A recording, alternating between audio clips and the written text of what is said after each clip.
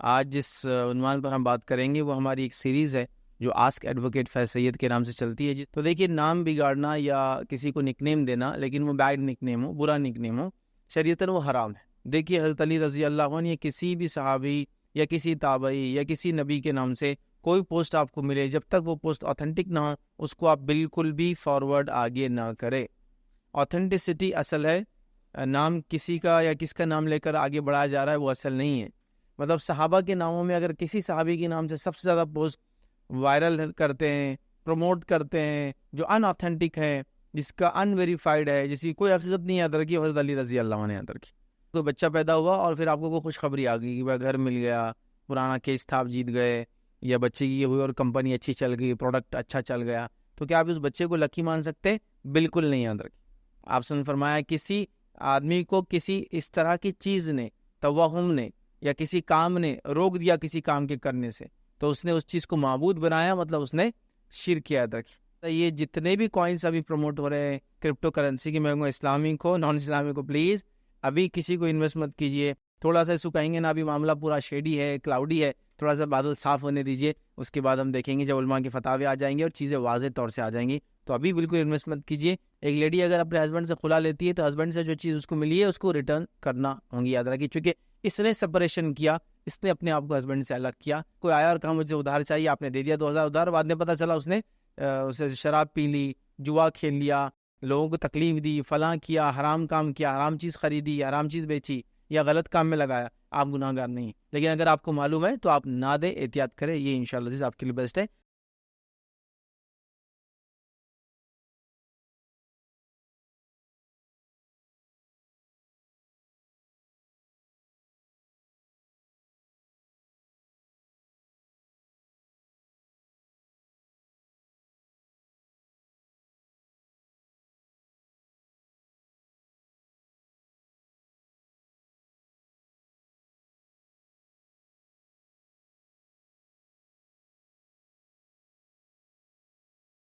بسم اللہ الرحمن الرحیم، الحمد للہ رب العالمین، والصلاة والسلام علی رسولہ الکریم وعلی آلہ واصحابہ اجمعین. رب اشرح لی صدری ویسر لی امری واحلل عقدۃ من لسانی یفقہوا قولی. اما بعد، تمام تعریفیں اس اللہ عز و جل کے لائق و زیبا ہے جو تمام جہانوں کا بنانے والا اور اسے پالنے والا ہے، اور درود و سلام اس کے آخری نبی محمد صلی اللہ علیہ وسلم پر. الحمدللہ ہم تمام یہیں اس ہفتے والی جو ہے لیکچر میں جمع ہوئے، اور انشاءاللہ اس درس کے اندر، اس لیکچر میں آج جس عنوان پر ہم بات کریں گے وہ ہماری ایک سیریز ہے جو آسک ایڈوکیٹ فیض سید کے نام سے چلتی ہے، جس میں جو سوالات ہم کو آن لائن ریسیو ہوتے ہیں اور وہ سوالات جو آپ لوگ کرنا چاہتے ہیں وہ اس میں کر سکتے ہیں. اور یہ سیریز پوری جو ہے کوشچنس اینڈ آنسرس پر مبنی ہوتی ہے. تو گزارش کروں گا جو لوگ حضرات یہاں بیٹھے ہیں اگر ان کا کوئی سوال ہو تو وہ ہاتھ اٹھائے، آپ تک مائک لایا جائے گا. اور خواتین اگر سوال پوچھنا چاہے تو اوپر جو ہے چٹس موجود ہوتی ہے، وہ اپنا سوال اوپر سے جو ہے لکھ کر جو ہے بھیج دیں. چلیے آئیے، جو سوالات آن لائن آئے ان سے ہم شروع کرتے ہیں. بیچ میں اگر آپ کا کوئی کوشچن ہو تو آپ ہینڈ ریز کریں، آپ تک انشاءاللہ اس مائک لایا جائے گا. کسی نے ایک سوال کیا کہ مذاق میں اپنے خاص دوستوں کو نام بگاڑ کر بلانا کیسا ہے، جیسے کہ بیگن، آلو، کیلا، بوٹی، خرگوش ایکسیٹرا. کسی نے سوال کیا کہ اپنے دوستوں کو یا خاص دوستوں کو نام بگاڑ کر بلانا کیسا ہے. تو دیکھیے، نام بگاڑنا یا کسی کو نک نیم دینا، لیکن وہ بیڈ نک نیم ہو، برا نک نیم ہو، شریعتاً وہ حرام ہے. اس لیے کہ اللہ رب العزت نے سورہ حجرات میں اس چیز سے منع کیا کہ کوئی کسی کو برا نقب، برا نام یا نک نیمز دے، مطلب یہ برے نک نیمز ہیں. لیکن یہی یہ بات بھی واضح ہونا چاہیے کہ اگر کوئی ایسا نام ہو جو وہ انسان خود پسند کرتا ہو اپنے لیے، اور اس میں شرعی بولنے میں کوئی خبات نہیں. ایک تو ایک انسان برا ہے اور وہ چاہ رہا بری چیز اس کو بولی جائے، وہ مسئلہ نہیں، لیکن اس میں کوئی شرعی برائی نہیں اس نام میں اور وہ آدمی پسند بھی کرتا ہے، تو پھر بولنے میں کوئی حرج نہیں. لیکن اگر وہ اس نام کو پسند نہیں کرتا تو بولنے میں حرج ہے. مثال کے طور ایک آدمی بھورا ہے، مطلب اس کا رنگ، اسکن ٹون جو ہے دوسروں سے تھوڑا الگ ہے، اس کو عام طور سے بولتے برا، تو آپ اس کو برا نہیں بول سکتے اگر وہ چڑھتا ہے اس سے تو. لیکن اگر وہ چڑھتا نہیں ہے تو بولنے میں پھر کوئی حرج بھی نہیں، چونکہ برا بولنا کوئی شرعاً بری چیز نہیں ہے. لیکن ایٹ دا سیم ٹائم اگر وہ برا مانتا ہے تو اس کو نہیں بولنا چاہیے. لیکن اگر وہ برا نہ مانے تو اس کو بولنے میں کوئی حرج بھی نہیں. جیسے بہت کامن ہے، جیسے ہمارے پاس بہت سے لوگوں گاؤں میں نام ہوتا کالو، اس میں کوئی برائی نہیں جب تک کہ وہ کالو کو برا نہ لگے اس چیز کا، ٹھیک. لیکن یہ بھی ہرگز ہونا نہیں چاہیے کہ آپ اس کو اتنے بار بولے کہ بیچارہ بولے کہ یہی بولو اب میرے کو، وہ مجبور ہو جائے نا. کبھی اتنا بول رہے لوگ کہ بیچارہ مجبوری مان لے رہا ہے تو پھر یہ غلط ہوگا، ٹھیک ہے. تو لہٰذا ایسے نک نیمز یا ایسے نام جو جیسا کہ ہم مثال بھی ہے آلو، کیلا، بوٹی، خرگوش، بیگن، انہوں نے کچھ مثالیں بھی دی. اگر یہ نام لینے سے سامنے والے کو برا نہیں لگتا ہے تو اس کو یہ الفاظ بولنے میں کوئی حرج نہیں ہے. لیکن اگر وہ برا مانتا ہے تو قرآن نے کہا پھر ایسے برے نام مت دو جو القاب برے القاب ہے تو یہ درست نہیں ہوں گے، جبکہ یہ سارے شرعی درست ہے. مطلب ایسا نام آپ نہیں دیں گے ایسا جو شرعی درست نہیں ہے. وہ پسند کرتا ہے تو بھی نہیں دیں گے، ٹھیک ہے. لیکن یہاں جو ہے شرعی نام برے نہیں ہیں، لیکن کوئی ایک دوسرے کو دے رہا ہے تو حرج نہیں جب تک کہ وہ آدمی اس کو برا نہ مانے. یاد رکھیں. اس نے ایک سوال کیا، سوشل میڈیا پر حضرت علی علیہ السلام نے فرمایا بول کر بہت سارے پوسٹ وائرل ہوتے ہیں، ان کی کیا حقیقت ہے اور کیا انہیں آگے شیئر کیا جا سکتا ہے؟ دیکھیے حضرت علی رضی اللہ عنہ یا کسی بھی صحابی یا کسی تابعی یا کسی نبی کے نام سے کوئی پوسٹ آپ کو ملے، جب تک وہ پوسٹ آتھینٹک نہ ہو اس کو آپ بالکل بھی فارورڈ آگے نہ کرے. آتھینٹسٹی اصل ہے، نام کسی کا یا کس کا نام لے کر آگے بڑھایا جا رہا ہے وہ اصل نہیں ہے. مطلب جب کہا جا رہا ہے کہ علی رضی اللہ عنہ نے فرمایا تو وہ چیز ثابت ہونا چاہیے کہ علی بن ابی طالب رضی اللہ عنہ نے واقعے میں فرمایا. ٹھیک ہے. اس لیے کہ میں نے بہت سارے پوسٹ مطلب صحابہ کے ناموں میں اگر کسی صحابی کے نام سے سب سے زیادہ پوسٹ وائرل کرتے ہیں، پروموٹ کرتے ہیں جو ان آتھینٹک ہے، جس کا ان ویریفائڈ ہے، جس کی کوئی حقیقت نہیں یاد رکھی، حضرت علی رضی اللہ عنہ نے یاد رکھی. تو لہٰذا میں یہ کہوں گا کسی بھی صحابی، تابعی یا امام یا کسی نبی کے نام سے اگر کوئی پوسٹ آ رہا ہے تو اس کا ویریفائڈ ہونا بے حد ضروری ہے. مطلب آتھینٹک ہونا، جینوین ہونا، صحیح ہونا بے حد ضروری ہے. اگر ویسا نہیں ہے تو پھر اللہ کے لیے مت پھیلائیے، اس لیے کہ پھر یہ آپ جس کو کہیں گے نا بری باتوں کو پھیلا رہے ہیں، جھوٹی باتوں کو پھیلا رہے ہیں، ان آتھینٹک چیزوں کو پھیلا رہے ہیں، جس سے آپ کو کوئی تکلیف ہوں گی. اور یاد رکھیے ہو سکتا سننے والا اس کو ریئل اور جینوین سمجھ کے عمل بھی کرنا شروع کر دے، اور وہ عمل نہ قرآن سے ثابت ہے، نہ سنت سے ثابت ہے، نہ وہ صحابی نے کبھی بولا. تو لہٰذا میں کہوں گا کسی کے نام کا یہ پوسٹ آئے تو پہلے یہ دیکھ لے کہ وہ پوسٹ ویریفائڈ ہوگی، ہاں اس شخص نے کہا، اور وہ چیز وہ بات بھی آتھینٹک ہونا ضروری ہے. جیسے کسی صحابی نے کوئی بات کہی لیکن وہ ان کی رائے تھی اور وہ اس میں صحیح بھی ہو سکتے اور غلط بھی ہو سکتے، تو اس کو آتھینٹک ہونا مطلب قرآن و سنت کے مطابق ہونا بھی ضروری یاد رکھیے. تو لہٰذا اس کو کراس ویریفائی کر لیں، یہ بہت امپورٹنٹ ہے. لیکن ہمارے پاس لوگ بس چیزوں کو دیکھتے ہیں اور آگے فارورڈ کرنا شروع کر دیتے ہیں، یہ بالکل بھی درست اور صحیح نہیں ہے. یاد رکھیے. السلام علیکم فیض بھائی یہ قربانی کے تعلق سے تھا کہ اکثر لوگ جو ہے پیپر میں بھی ایڈورٹائز آتا اور مساجد میں بھی لگا ہوا ہے کہ جیسے دوسرے اسٹیٹ میں جو ہے قربانی کی جاتی ہے اور آپ کا جو گوشت ہے بولے وہ غرباؤں میں تقسیم کر دیا جاتا ہے، تو کیا یہ کہاں تک صحیح ہے قربانی کی میں نے سوال کیا کہ بہت ساری بار قربانی آتی ہے، بقرعید آتی ہے تو عید الاضحیٰ میں لوگ ایڈورٹیزمنٹ وغیرہ لگاتے ہیں کہ فلاں فلاں اسٹیٹ میں قربانی آپ کی جائیں گی اور وہاں کے غریبوں میں بانٹ دی جائیں گی. سوال یہ کہاں تک درست ہے؟ دیکھیے اب اس پہ یہ ساری چیزیں وہ ادارہ جو اس قربانی کو آرگنائز کر رہا ہے اس کی سب چیزیں اس کی آتھینٹسٹی اور جینویننس پہ ڈپینڈ ہے. مثال کے طور پر ایک دوسرا اسٹیٹ ہے جہاں کچھ جانوروں کی سیکریفائس قربانی جو ہمارے اسٹیٹ میں بین ہے وہ اسٹیٹس میں لاگو ہے، چالو ہے، اور وہاں وہ کر رہے ہیں جس کے دام بھی کم ہوتے ہیں اور غریبوں میں بانٹ دے رہے ہیں، جو کہ ایک اہم اور اچھی چیز ہے یاد رکھیے. تو ایسا اگر وہ کر رہے ہیں تو یہ تو بہت اچھا عمل ہے. اب وہ یہ ڈالنا نہیں ڈالنا یہ ڈیپینڈ ہے کہ وہ لوگ کتنے جینوین ہیں، کتنے آتھینٹک ہے، اس پہ ڈیپینڈ ہے. تو اگر آپ کو لگتا ہے ہاں واقعی میں جو ادارہ دعویٰ کر رہا ہے وہ کام کرے گا جو آپ کو وعدہ کیا جا رہا ہے تو آپ ڈالیں، اچھی بات ہے. مطلب غریبوں تک آپ کا وہ جو جانور کا میٹ بھی پہنچ جائے گا، اور خاص بات یہ ہوتی ہے کہ وہ اسٹیٹ میں کافی سستا بھی ہوتا ہے یاد رکھیے. ٹھیک ہے. تو لہٰذا یہ اچھی بات ہے. تو لیکن اب یہ ساری چیزیں ڈالنا کیسا ہے؟ ڈالنا بالکل جائز ہے، شرعی طور سے آپ ڈال سکتے ہیں. آپ کی قربانی آپ کی جگہ ہونا ضروری نہیں، کہیں بھی دنیا میں ہو سکتی ہے، تو ڈالنا جائز ہے.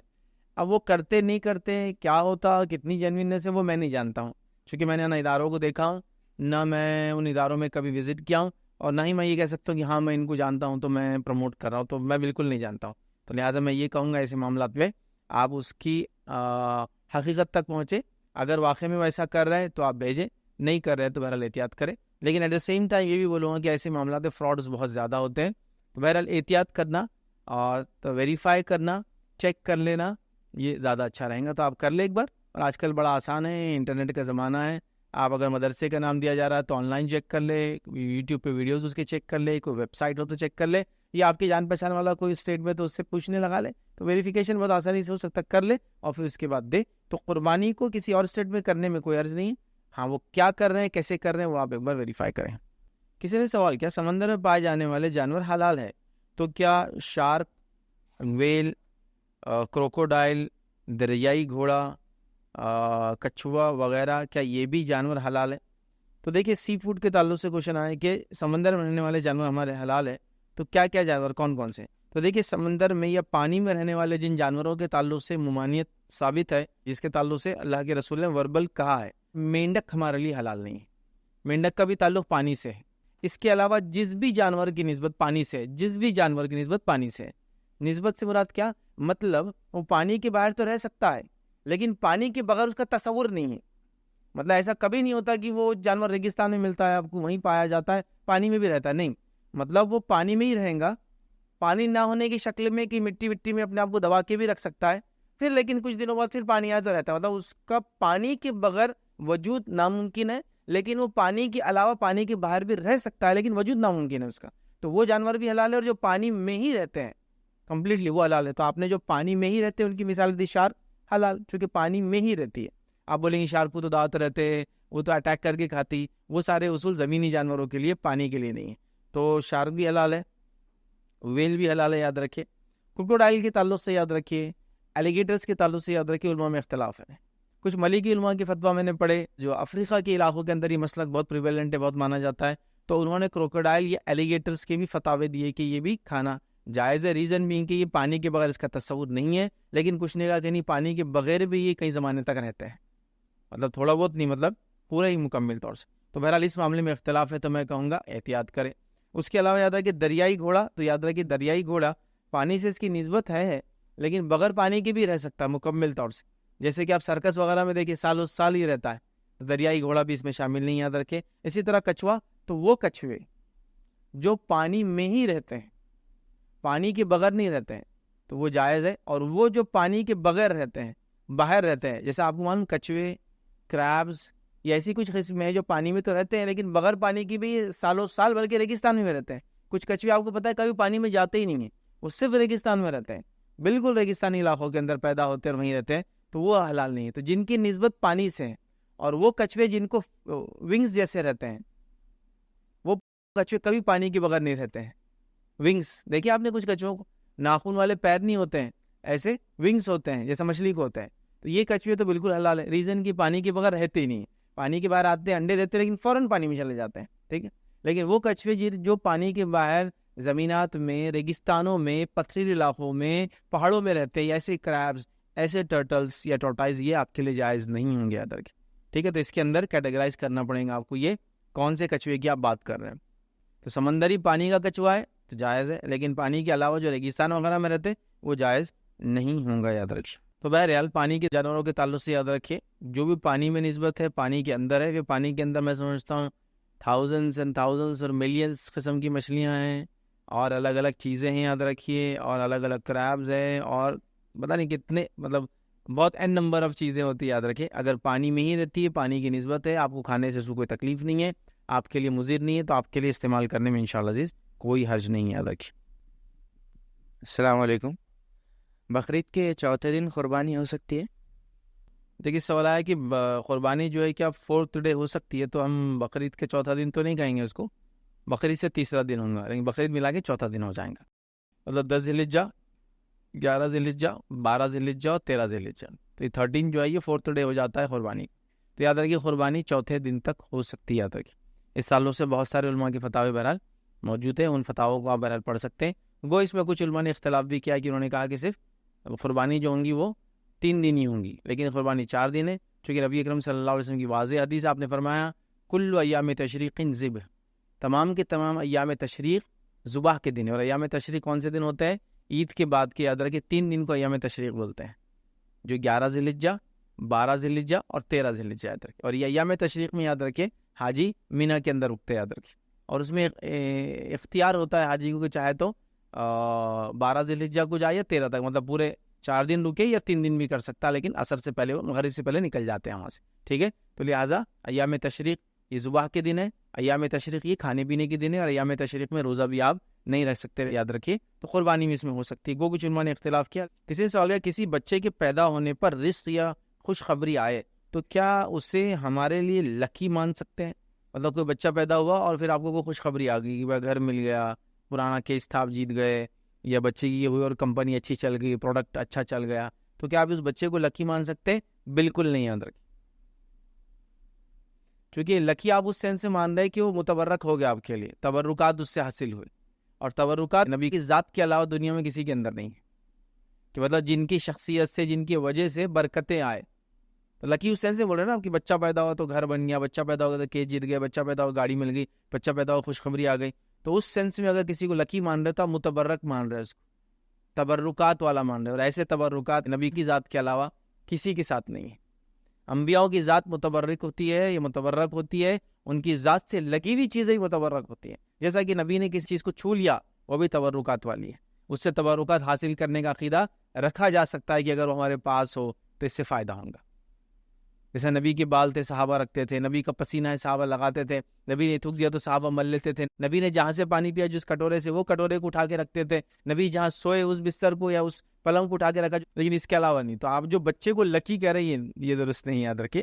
تو لہٰذا بچوں کی پیدائش، چونکہ اب یہ اگر میں کہوں لکی ہے تو پتہ چلا کہ بچہ پیدا ہو اور آپ کیس ہار گئے تو آپ بولیں گے یہ لکی ہے، یہ نحوست بھرا پیدا ہوا، یہ کس کا منہ دیکھا تھا یہ پیدا ہوا، اب دیکھو اتنے پرابلمس آ رہے. تو ایسا نہیں ہے کچھ بھی. تو نہ بچوں کا پیدا ہونا لکی ہے کہ کچھ ہونے سے وہ لکی ہو جاتا ہے، نہ وہ پیدا ہونے سے کوئی نقصان ہو تو انلکی ہو جاتا ہے. لیکن لوگوں نے لک اور انلک کے بہرحال ایک کیا بولیں گے، ایک این نمبر آف پیمانے بنا لیے. جبکہ ایسے صبح کوئی اٹھا اور اٹھ کر کوئی کام کرنے گئے اور کام غلط ہو گیا تو کیا بولتے ہیں ان لوگ عام طور سے، کس کا منہ دیکھا یار صبح اٹھتے ہی، تیرا دیکھا تھا، تیرا منہ دیکھے تھے. پھر وہ مشہور بھی کر دیتا اس کا منہ دیکھ کے اٹھے کام نہیں ہوتا. تو ایسا شریعتاً کوئی لکی انلکی، کسی کا منہ دیکھنے سے کام خراب، کسی چیز کسی جانور کے دیکھنے سے اچھائی آنا، کسی جانور کے دیکھنے سے برائی آنا، یہ سب توہم ہے. توہم سمجھتے ہیں ہم، وہم ہے. یہ اس کی کوئی بیس نہیں ہے، یہ انسان سوچ لیتا ہے. اور ایسے توہمات کی بنیاد پر اگر کوئی کام آپ نے کرنے سے رک گئے تو یاد رکھیے آپ نے شرک کیا.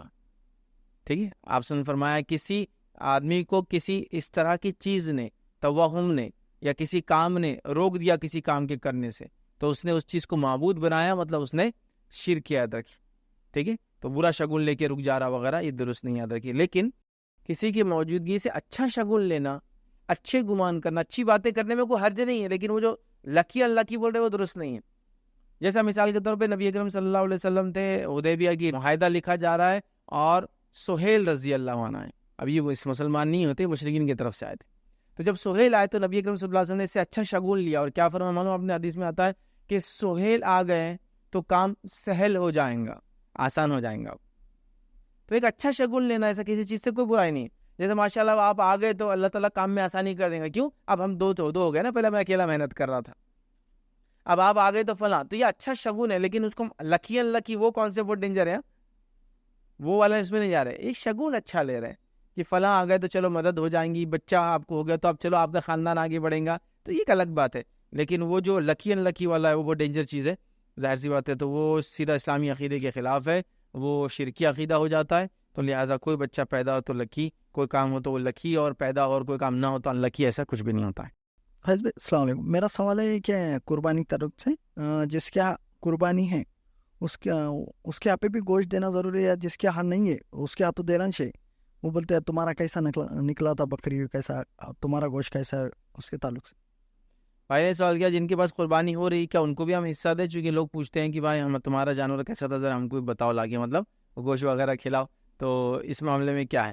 تو بہرحال دیکھیے یہ ہونا تو یہ چاہیے کہ جن کے پاس نہیں ہوئی، جو لوگ نہیں کر سکتے، جو لوگ مستحق ہیں، ان تک ہم نے گوشت پہنچانا چاہیے. ایکچوئل یہ پرپز ہونا چاہیے. لیکن شرعی اعتبار سے کیا آپ سوال کریں کہ آپ خود انسان کھا لے، اپنے رشتہ دار کو دے، جس کے پاس قربانی ان کو ڈبل دے، کیا اس میں کچھ غلطی نہیں؟ کچھ بھی غلطی نہیں، کوئی حرج اس کے اندر. ایسا کر سکتے بالکل آپ کہ جن کے پاس قربانی ہوئی ان کو پھر سے آپ دے، کوئی مسئلہ نہیں اس کے اندر. یاد رکھیں اس میں کوئی غلط چیز نہیں. یاد رکھیے کسی کے پاس قربانی ہو رہی ہم بھی قربانی نہیں، لیکن کوشش یہ کرنا چاہیے ان تک بات چیز پہنچائی جائے جن کے پاس قربانی نہیں ہوئی. یہ زیادہ افضل ہے میں کہوں گا. لیکن ان کو دینا کوئی حرام نہیں، جس کے پاس آلریڈی قربانی ہوئی آپ ڈبل دے رہے ہیں. لیکن لوگوں کا ڈیمانڈ کرنا کہ تمہاری قربانی کیسی ہم کو بتا دو، یہ ٹھیک نہیں میں کہوں گا. اور اس کو میں غلط نہیں، حرام نہیں بول رہا ہوں، لیکن یہ ٹھیک نہیں ہے. کیونکہ آپ نے بھی قربانی کی، انہوں نے بھی قربانی کی، اب آپس میں لوگ ایک دوسرے کو دیتے رہ جائیں گے اور چکنا شروع کر دیں گے تیرا کیسا ہے میرا کیسا ہے. تو بیچارے غریب لوگوں کو کم ملے گا جن کو تو کھانے کو ہی نہیں. بتائیے آپ. لہٰذا بیسٹ یہ ہے آپ جانور قربان کریں، ان کو پہنچا جن کے پاس نہیں ہوا ہے. لیکن اگر کچھ لوگ آپ سے ڈیمانڈ کرتے ہیں جن کے پاس ہوا بھی ہے، دینے میں کوئی حرج نہیں. یا آپ یوں بھی کہے کہ آپ اس کو دیں گے تو وہ بھی آپ کو دیں گا، جو اس کا آئیں گا آپ صدقے پھر اس کو آگے بڑھا دے غریبوں کو، اور آپ کا اس کو چکنے دے، اب کیا کریں گے بہرحال. لیکن دینے میں کوئی حرج نہیں ہے، لیکن ایسا ہونا چاہیے کہ مستحقین کو جائے یہ زیادہ بیٹر ہوں گا انشاءاللہ. کسی نے سوال کیا, if someone borrows money from us and spends it in haram, would we be sinful because we gave the money? سوال آیا کیا ہم کسی کو پیسے دیتے ہیں, وہ ادھار لیتا ہے ہم سے اور ادھار لے کر وہ حرام چیزوں میں لگاتا ہے, تو کیا ہم گناہ گار ہوں گے؟ دیکھیے اگر وہ ادھار لے رہا ہے اور آپ کو پتہ ہے وہ ادھار چیز کس کام میں لگانے والا پہلے سے, تو آپ مت دیں پھر اس کو.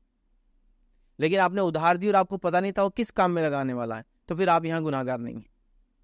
جیسا ایک آدمی آیا اور ادھار پیسے مانگ رہا اور ادھار پیسے لے کر وہ جوا کھیلنا چاہ رہا ہے, اور آپ کو پتا ہے کہ جا کے بیٹ کریں گا, لاٹری میں ڈالیں گا, یہ کریں گا, وہ کریں گا, فلاں کریں گا, مطلب ایسے ویسے چیزوں میں ڈال, تو آپ کا کام ہے اس کو نہ دے, پھر اس کو کہے کہ نہیں آپ اس چیز میں لگانے والے, میں نہیں دے سکتا. لیکن آپ نے کسی کو دے دیا اور اس نے اس کے بعد یہ کام کر لیا, تو آپ گناہ گار نہیں, یاد رکھیے. مثال کے طور کوئی آیا اور کہا مجھے ادھار چاہیے, آپ نے دے دیا 2000 ادھار, بعد میں پتہ چلا اس نے اسے شراب پی لی, جوا کھیل لیا, لوگوں کو تکلیف دی, فلاں کیا, حرام کام کیا, حرام چیز خریدی, حرام چیز بیچی, یا غلط کام میں لگایا, آپ گناہ گار نہیں. لیکن اگر آپ کو معلوم ہے تو آپ نہ دیں, احتیاط کریں, یہ انشاءاللہ آپ کے لیے بیسٹ ہے. جبکہ یہ پیسہ آپ اس کو ادھار دے رہے ہیں, یاد رکھیں, ادھار دینے کی بات, صدقہ نہیں کرے, ادھار دے رہے ہیں, یاد رکھیں, تو اس میں احتیاط کریں. بلکہ میں کہوں گا کسی کو آپ صدقہ بھی کرنا چاہ رہے ہیں اور آپ کو پتہ ہی غلط جگہ لگاتا ہے, تو اس میں احتیاط کریں. کسی ایسے انسان کو جو متقی پرہیزگار ہو اور آپ کے دیے ہوئے صدقے کو صحیح جگہ استعمال کریں. کسی نے ایک سوال کیا, جس طرح سے بٹ کوائن ہے ویسے ہی اسلامک کوائن ہے جسے مسلم ممالک پروموٹ کر رہے ہیں, کیا اس میں اپنا پیسہ انویسٹ کرنا درست ہے؟ دیکھیے ابھی تو میں کہوں گا کوئی بھی کرپٹو کرنسی میں آپ پیسہ انویسٹ مت کریں. ابھی آن لائن فراڈز کا یہ عالم ہو گیا ہے کہ پہلے تو بے دین لوگ ہی دکھتے تھے, اب آپ کو مولوی بھی دکھیں گا آ کے, میں نے تو اس میں لگایا 50,000, آج میں 5 کروڑ کا مالک ہوں. پھر وہ ان کے شوز سے چالو کریں گے, کرتا پاجامہ رہیں گا ان کا ماشاءاللہ, داڑھی رہیں گی سنت کے مطابق, ایک آڈی کی چابی ان کے ہاتھ میں رہیں گی, ایک بہترین قسم کا موبائل فون ان کا دکھایا جائے گا. پھر وہ کہیں گے آئیے میرے اس پر 25,000 لوگ جوائن ہو چکے ہیں, صرف 10,000 بھریے, میرے ساتھ لگائیے, میں آپ کا پیسہ حلال انویسٹ کروں گا, فلاں. ایسے بھی لوگ آ گئے کہ اب آپ مسلمان ہیں اور آپ پریشان ہیں ایسی جگہوں پہ انویسٹ کر کے جو فلاں ہیں فلاں ہیں فلاں ہیں, آئیے میں حل دینے آؤں, اور مسیحا بن کے آ جا رہے ہیں, اور لوگ دھڑلے سے داڑھی ٹوپی دیکھ کے کر رہے ہیں. یہ آن لائن چل رہا ہر پلیٹ فارم پہ, یاد رکھیں. اچھا صرف ہمارے پاس نہیں چل رہا, ہم مسلم ہیں تو ہم کو مسلم ایڈ آ رہے, جو نان مسلم ہیں ان کو نان مسلم ایڈ آ رہے, جو کسی فرقے سے تعلق رکھتے ہیں ان کو وہ فرقے کی ایڈ آ رہے. کیونکہ الگوریتم اتنے اسٹرانگ ہیں یہ سوشل میڈیا کے پلیٹ فارمس کے, کہ یہ آپ کو جو آپ مذہب کے وہ بھی معلوم کر لیتے ہیں اور اسی حساب سے وہ کرتے ہیں. مطلب اس لیول تک کی جس کی مطلب ان کے ایڈورٹیزمنٹ کی جس کی کوئی انتہا نہیں رہی, یاد رکھیں, مطلب انتہا نہیں رہی. میں مثال دیتا ہوں, الگوریتمس کتنے اسٹرانگ ہے کہ ایک دن پہلے کا ہی واقعہ ہے. میں ایک دکان پر گیا جس دکان پہ گاڑی کا ٹائر پنکچر کرنے کے لیے جایا گیا, اور اس کے بعد جتنے پلیٹ فارمز میں نے رات میں یوز کیے سوشل میڈیا کے جن پہ میں رسپانس دیتا ہوں یا مجھے چیک کرنا پڑتا ہے, سب پہ ٹائرز کے ایڈ مجھے ملے, کنٹینیوس ٹائر کے ایڈز تھے. یہ ٹائر لے لیجیے, بس نہیں ہوتا, یہ پھٹتا نہیں, یہ سیلف ہو جاتا, اس میں یہ کریم ڈال لیجیے, وہ ملا دیجیے تو چکیلا بھی جو یہ ایڈ آئے مجھے. مطلب وہ اتنے اسٹرانگ ہے کہ ایک ABC XYZ راستہ چلتے ہوئے کسی دکان پہ آپ رک گئے اور وہاں تھوڑی دیر کھڑے رہے آپ, اور آپ کا موبائل کا انٹرنیٹ چالو تھا, تو اس نے ڈیٹیکٹ کر لیا کہ آپ ایک ٹائر کی دکان پہ کھڑے, تو ٹائر کے ایڈورٹیزمنٹ اس نے شروع کر دیا. دیکھیے کسی موبائل فون کے بازو آپ بیٹھیے جس کا انٹرنیٹ چالو ہو اور بات کیجیے ٹی وی کون سا لینا چاہیے, کون سا ٹی وی اچھا ہے یار, کون سا ٹی وی مارکیٹ میں چل رہا. تھوڑی دیر بعد جو ویڈیو کھولیں گے ٹی وی کا ایڈ, سونی, سیمسنگ, فلاں, اور یہ ٹی وی اور وہ ٹی وی. آپ صرف بات کر رہے تھے ایک دوسرے سے, اپنے کو عمرہ جانا ہے یار, عمرے کا کیسا کریں گے پلاننگ, تھوڑی دیر بعد عمرے کے ایڈ چالو ہو رہے. وہ آپ کی ہر چیز کو یوز کرتے ہیں, انٹرنیٹ فری نہیں ہوتا ہے ادھر. تو لہٰذا یہ جتنے بھی کوائنس ابھی پروموٹ ہو رہے ہیں کرپٹو کرنسی کی, میں کہوں گا اسلامک ہو نان اسلامک ہو, پلیز ابھی کسی کو انویسٹ مت کیجیے. تھوڑا سا اس کو کہیں گے نا ابھی معاملہ پورا شیڈی ہے, کلاؤڈی ہے, تھوڑا سا بادل صاف ہونے دیجیے, اس کے بعد ہم دیکھیں گے جب علماء کے فتاوے آ جائیں گے اور چیزیں واضح طور سے آ جائیں گی. تو ابھی بالکل انویسٹ مت کیجیے, اسلام کے نام پہ مت کیجیے, مسلم کے نام پہ مت کیجیے. جینوئن چیز سے پروموٹ کرنا یا اس میں انویسٹ کرنا ضروری ہے. اسلام ہو, مسلمان چلانے والا ہو, داڑھی ٹوپی والا ہو, اس کی وجہ سے وہ جینوئن نہیں ہوتی چیز, یاد رکھیں. لہٰذا احتیاط کرے فی الوقت. تو میں یہی کہوں گا جب یہ جائز ہو جائے تو پھر ایک الگ بات ہے, یہ اپنے ملک کے اندر یہ لیگل ٹینڈر کرنسی بن جائے تب دیکھا جائے گا انشاءاللہ. کسی نے سوال کیا آپ کے خلاف بنائے گئے ویڈیو کے آپ جواب کیوں نہیں دیتے؟ دیکھیے سب سے پہلی چیز تو یہ ہوتا ہے کہ اب کون کون ہمارے خلاف ویڈیو بنا رہا ہے, کہاں اس کے لیے ایک آدمی کو لگائے کہ تم یہ دیکھتے رہو کہ آپ کے خلاف میرے خلاف کون سی ویڈیو بن رہے. پھر اس کا جواب دینا پھر اور بھی مشکل چیز ہے, اس لیے کہ اگر ہم وہ کام کرنا شروع کر دیں تو شاید پھر وہی کام کرنا پڑے گا. ابھی اللہ کے فضل سے آج الحمدللہ جو میرا ایک وہ ہے 36,000 ویڈیوز اب تک اپلوڈ ہو چکے ہیں یوٹیوب کے اوپر, اور دیگر پلیٹ فارمز سے کٹنگز پتہ نہیں کتنے ہوئے. تو 36,000 کوشچن آنسرز میں آلریڈی دے چکا ہوں. جو کہ خود اپنے آپ میں ایک انسائکلوپیڈیا جیسا بن چکا ہے. اب ان 36,000 پہ جو محنت ہو رہی وہ محنت کرے, یا پھر جو لوگ اس کے خلاف بنا رہے ہیں ان کے جواب دینے میں کرے. اور جب ایک بار کسی ویڈیو کا میں جواب دوں گا تو پھر لوگ منتظر ہوں گے, پھر 100 لوگ بنائیں گے, پھر میں 100 کا جواب دوں گا. پھر یہ جو کنسٹرکٹیو ورک چل رہا ہے جس میں مثبت باتیں بتائی جا رہی ہے, لوگوں کے مسائل حل کرنے کی کوشش کی جا رہی ہے, صحیح چیز ان تک رکھنے کی کوشش کی جا رہی ہے, وہ رہ جائیں گا. پھر انہوں نے یہ کہا ہے اور میرا جواب اس پہ یہ ہے. نو ڈاؤٹ اس میں بڑا مزہ آتا ہے, نو ڈاؤٹ اس کے اندر ویورشپ بہت اچھی ہوتی ہے, یہ ویڈیوز بہت وائرل ہوتے ہیں. ہمارے پڑوسی ملک میں تو یہ تماشا چلتا رہتا, انہوں ان کا جواب دیتے, انہوں ان کا جواب دیتے, انہوں ان کا جواب دیتے, بس یہی چل رہا ہے. مطلب دو لوگ لانگ ٹینس کھیل رہے ہیں بس, اور بیچ والے خالی اور اسی مزہ آ رہا ان کو. وہ مینٹیلٹی ہے وہ, مطلب وہ ہمارے پڑوسی ملک کی چیزیں جب تک مار مار کے نہیں سمجھا جائے ان کو سمجھ میں نہیں آتا. ان کے پرینکس بھی دیکھیں گے نا تو ایسے پرینکس ہیں کہ انڈیا میں اگر ویسا کوئی پرینک کر دینا تو فساد ہی ہوگا, سیدھا فساد. فزیکلی ہرٹ کر رہے ہیں دوسرے کو, کان کے نیچے دے دے رہے ہیں کھینچ کھینچ کے, وہ بھی پرینک. مطلب عجیب و غریب ہے. مطلب ایک ہوتا ہے نا انڈیا کے آپ پرینکس دیکھیے, آپ فزیکلی کسی کو ہاتھ نہیں لگا سکتے ہیں, سینسیٹیو ہے لوگ. لیکن وہاں دیکھیے آپ جا کے ہارن بجا دے رہا کان میں کسی کے, کوئی آدمی بیٹھا تو سیٹ کے نیچے کچھ رکھ دے رہا اور بس, مطلب وہ لڑنے آ جا رہا, مارنے آ جا رہا. تو عجیب ہے. تو بہرحال یہ سمجھے نا, وہاں اگر کوئی آدمی دینی عالم اچھا ہے تو اس کی علامت ہی ہوں گی کہ وہ ڈیبیٹر ہوں گا اور اس نے زبردست چیلنجز کرنا وغیرہ وغیرہ. تو پھر میں بھی وہیں جانا پڑیں گا مجھے. سب چیلنجز, انہوں نے یہ کہا ہے میرے بارے میں, اس کا جواب یہ ہے. پھر انہوں دوسرا کچھ لا کے کہیں گے, بولیں گے دیکھو اس کا جواب نہیں دیے. پھر میں ہاں اس کا جواب فلاں ہے یہ. میں ایک واقعہ سنا ہوتا ہے, ایک صاحب آئے, پتہ نہیں کہاں سے آ گئے ہو, اورنگ آباد میں آ کر یہاں سینٹر پہ آ گئے. بولے آپ کو چیلنج ہے, بولے آج شام میں آپ کے خلاف بیان دینے والا ہوں, آ جائیے وہاں بولے مناظرے کے لیے. کون آتے بھائی, جا جو کرنا ہے کر جا. 25 30 40 لوگ جمع کیے انہوں نے, پتہ نہیں کہا چمپا چوک کے پاس, اور وہاں جو ہے ایک رکھ دیا اور بولے میں ان کے پاس جا کے آ گیا, چیلنج کر دیا, میرا چیلنج قبول نہیں کیا گیا. اور بات کیا کر رہا ہے دیکھیے, عجیب و غریب. بولے میں نے ان کو چیلنج کیا تھا کہ انہوں نے کہا کہ انڈا حلال ہے, بولے اس پہ میرا چیلنج ہے. کیوں؟ تو بولے اس میں حدیث میں انہوں نے کہا کہ جو پہلی صف میں آئے جمعہ کی اس کو ایک اونٹ کا ثواب صدقے کا, جو دوسری صف میں جمعہ کے جمع ہوئے اس کو ایک بیل کا ثواب ہے, جو تیسری صف میں جمع ہوئے بکرے کا, اور چوتھی صف میں مرغی, اور اس حدیث میں الفاظ ہے 5ویں صف میں انڈا. اسے لوگ بولتے ہیں انڈا حلال ہے, حرام ہے, وہ فقہ سے پتہ چلتا انڈا حلال ہے. انڈا حلال ہے حدیث میں ہی ہے, فقہ تک جانے کی ضرورت نہیں ہم کو یہاں, تو حلال ہے انڈا. تو میں نے کہا اس میں یہ دلیل ہے کہ اللہ کے رسول کا انڈا صدقہ کرنے کا, اور صدقہ کسی حرام چیز کا نہیں ہو سکتا یا مکروہ چیز کا نہیں ہوگا. تو یہاں واضح ہے کہ انڈا حلال ہے. تو انہوں نے کیا کہا اس لیکچر کے اندر, بولے اگر کوئی بھی چیز ایسی صدقے میں دی جا سکتی ہے حلال ہے, بولے تو پھر چپل کوئی صدقے میں دیتا, بولے چپل کھاؤ, بولے چپل حلال. پھر صدقے میں کوئی کپڑا دیتا تو کپڑا کھاؤ, بولے کپڑا حلال.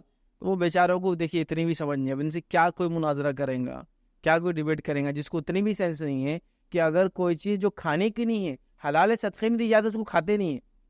چپل حلال کھا سکتے کیا, بولے کپڑا حلال. کپڑا حلال ہے پہننا, کھانا حلال نہیں ہے. کھانا ہے تو آپ کھائیے, پھر صبح کیا ہوں گا ایک الگ مسئلہ ہے, لیکن آپ سوچئے نا. تو وہ مطلب عجیب و غریب. تو اب ایسے لوگوں سے آپ کیا مناظرہ, کیا جواب دیں گے, بتائیے. کچھ بھی لے کر آ جا رہے ہیں. تو بہرحال اس وجہ سے نہیں دیتے. لیکن ہاں جنرلی کوئی مسٹیک ہو, واقعتاً کوئی غلطی ہوئی ہو, تو ہم اس کو بالکل ریپلیس کرتے ہیں, ویڈیو بھی بند کرتے ہیں اور اگلا ویڈیو بنا کے ریلیز کرتے ہیں اس کا کہ جواب یہ تھا, پہلے یہ بولا گیا. وہ سب بہرحال وہ کرتے ہیں, تو لہٰذا اس وجہ سے جواب نہیں دیتے, ورنہ کام رہ جائیں گا اور صرف سوال جواب کے سیشنز آن لائن لوگوں کے چلتے رہیں گے. اور بہت ساری بار میں نے دیکھا ہوں, میں کسی کے بارے میں بدگمانی نہیں کرتا ہوں, جب لوگوں کے پاس دینے کو کچھ نہیں ہوتا تو یہی سب کرتے رہتے ہیں. جیسے آپ کے ساتھ دینے کو دینی کچھ نہیں ہے تو آپ ولاگز بنانا چالو کر دیے, انٹرویوز لینا چالو کر دیے, ریسنگ کر رہے, کارٹنگ کر رہے, سوئمنگ کر رہے, مچھیاں پکڑ رہے, ادھر جا رہے ادھر, اب اس کو آپ بنا رہے. تو آپ کے پاس دینے کے لیے جو کنٹینٹ تھا وہ یہ ہے کہ اسلامک کنٹینٹ وہ دیجیے, لیکن جب وہ ختم ہو گیا تو لوگ پتہ نہیں کہاں شفٹ ہو رہے. یہ درست نہیں, یاد رکھیے. جو آپ کا ٹارگیٹ ہے, ہدف, وہ آپ کے سامنے ہونا چاہیے. اسی کو اچیو کرنے کے لیے آپ نے کوشش کرنا چاہیے. وہ اللہ کی رضا کے لیے آپ نے یہ کام چالو کیا, ٹھیک ہے, تو اسی کو کرنا چاہیے. تو لہٰذا اس وجہ سے میں جواب وغیرہ نہیں دیتا ہوں, کیونکہ اس میں کوئی, میں سمجھتا ہوں مثبت کام میرا رک جائیں گا, اور مجھے جوابات دینے میں شاید اپنے زندگی کافی ایک بڑا وقت, طاقت, توانائی, پیسہ اور سارے ریسورسز لگانا پڑے. لہٰذا میرا کام پازیٹیو تھا, میں نے پازیٹیوٹی اور پازیٹیوزم لوگوں تک پہنچانے کی کوشش کی وداؤٹ اینی کلچر. مطلب میرا ایسا کوئی فین نہیں ہے کہ میرے کو کچھ بول دے دوسرے کی جان لینے پہ تلا ہے. کلچر ہم نے نہیں بنایا, ایک گروپ جو آپ کے پیچھے اتنا شد اور مت سے لگا ہوا ہے کہ آپ کے لیے کچھ بھی کر سکتا ہے. ہمارا تو معاملہ اتنا بھی لوگوں سے نہیں کہ کوئی جائے تو ہم ان کی چائے کی رواداری کے لیے بھی کھڑے, یا وہ بولے ہم نے چائے پلائے, یا فیس بک کو کھانا کھلانا, ہم اس کی بھی روادار نہیں. ایک عام انسان جیسا رہتا ہے ویسی زندگی گزارو, کوئی بھی اسپیشلٹی ہماری نہیں ہے. جیسے لوگ عام رہتے ہیں ویسے ہم بھی ایک عام انسان ہیں. اللہ نے ایک صلاحیت دی آپ کو، نہ جانے پتہ نہیں کتنی صلاحیتیں دی، آپ اس کا فائدہ اٹھا رہے، میں اس کا فائدہ اٹھا رہا ہوں. تو بہرحال جواب وغیرہ دینا یہ بالکل درست نہیں ہوتا ہے. ہاں کچھ جگہ ضروری بھی ہے، لیکن میں نے مناسب نہیں سمجھا، چونکہ ایسا کوئی حالت نہیں آئی کہ مجھے اتنا ضروری پڑا کبھی کہ میں جواب دوں. وقت پڑنے پر، ضرورت آنے پہ ہو سکتا دینا بھی پڑے تو انشاءاللہ عزیز دیں گے بھی. اور کچھ ویڈیو کے کبھی دیے بھی ہم نے، جس کو اسپیشلی نان مسلمس نے وائرل کیا، اس کے غلط میسج دیے، نیوز چینلز نے کیا، ان کے جوابات دیے وہ میں نے، لیکن ایسے نہیں دیے، وہ لیگل کارروائی کے ذریعے دیے گئے. اس کو بھی وربل نہیں دیا میں نے، چونکہ میں نے اس لائق نہیں سمجھا ان کو بھی کہ میں ان کو نام لے کے جواب دے کے ان کو اتنی عزت دوں جس کے مستحق ہے نہیں ادر. لہٰذا اس کو لیگلی ہم نے کام کیا اور وہ الحمدللہ ساری چیزیں ہوئی. کسی نے ایک سوال کیا، کیا گھوڑا کھانا حلال ہے؟ کیا کچھوا کھانا حلال ہے؟ آج کھانے حلال کی بہت چیزیں آ رہی، قربانی ہے شاید تو ساری چیزیں پوچھ لے لوگ.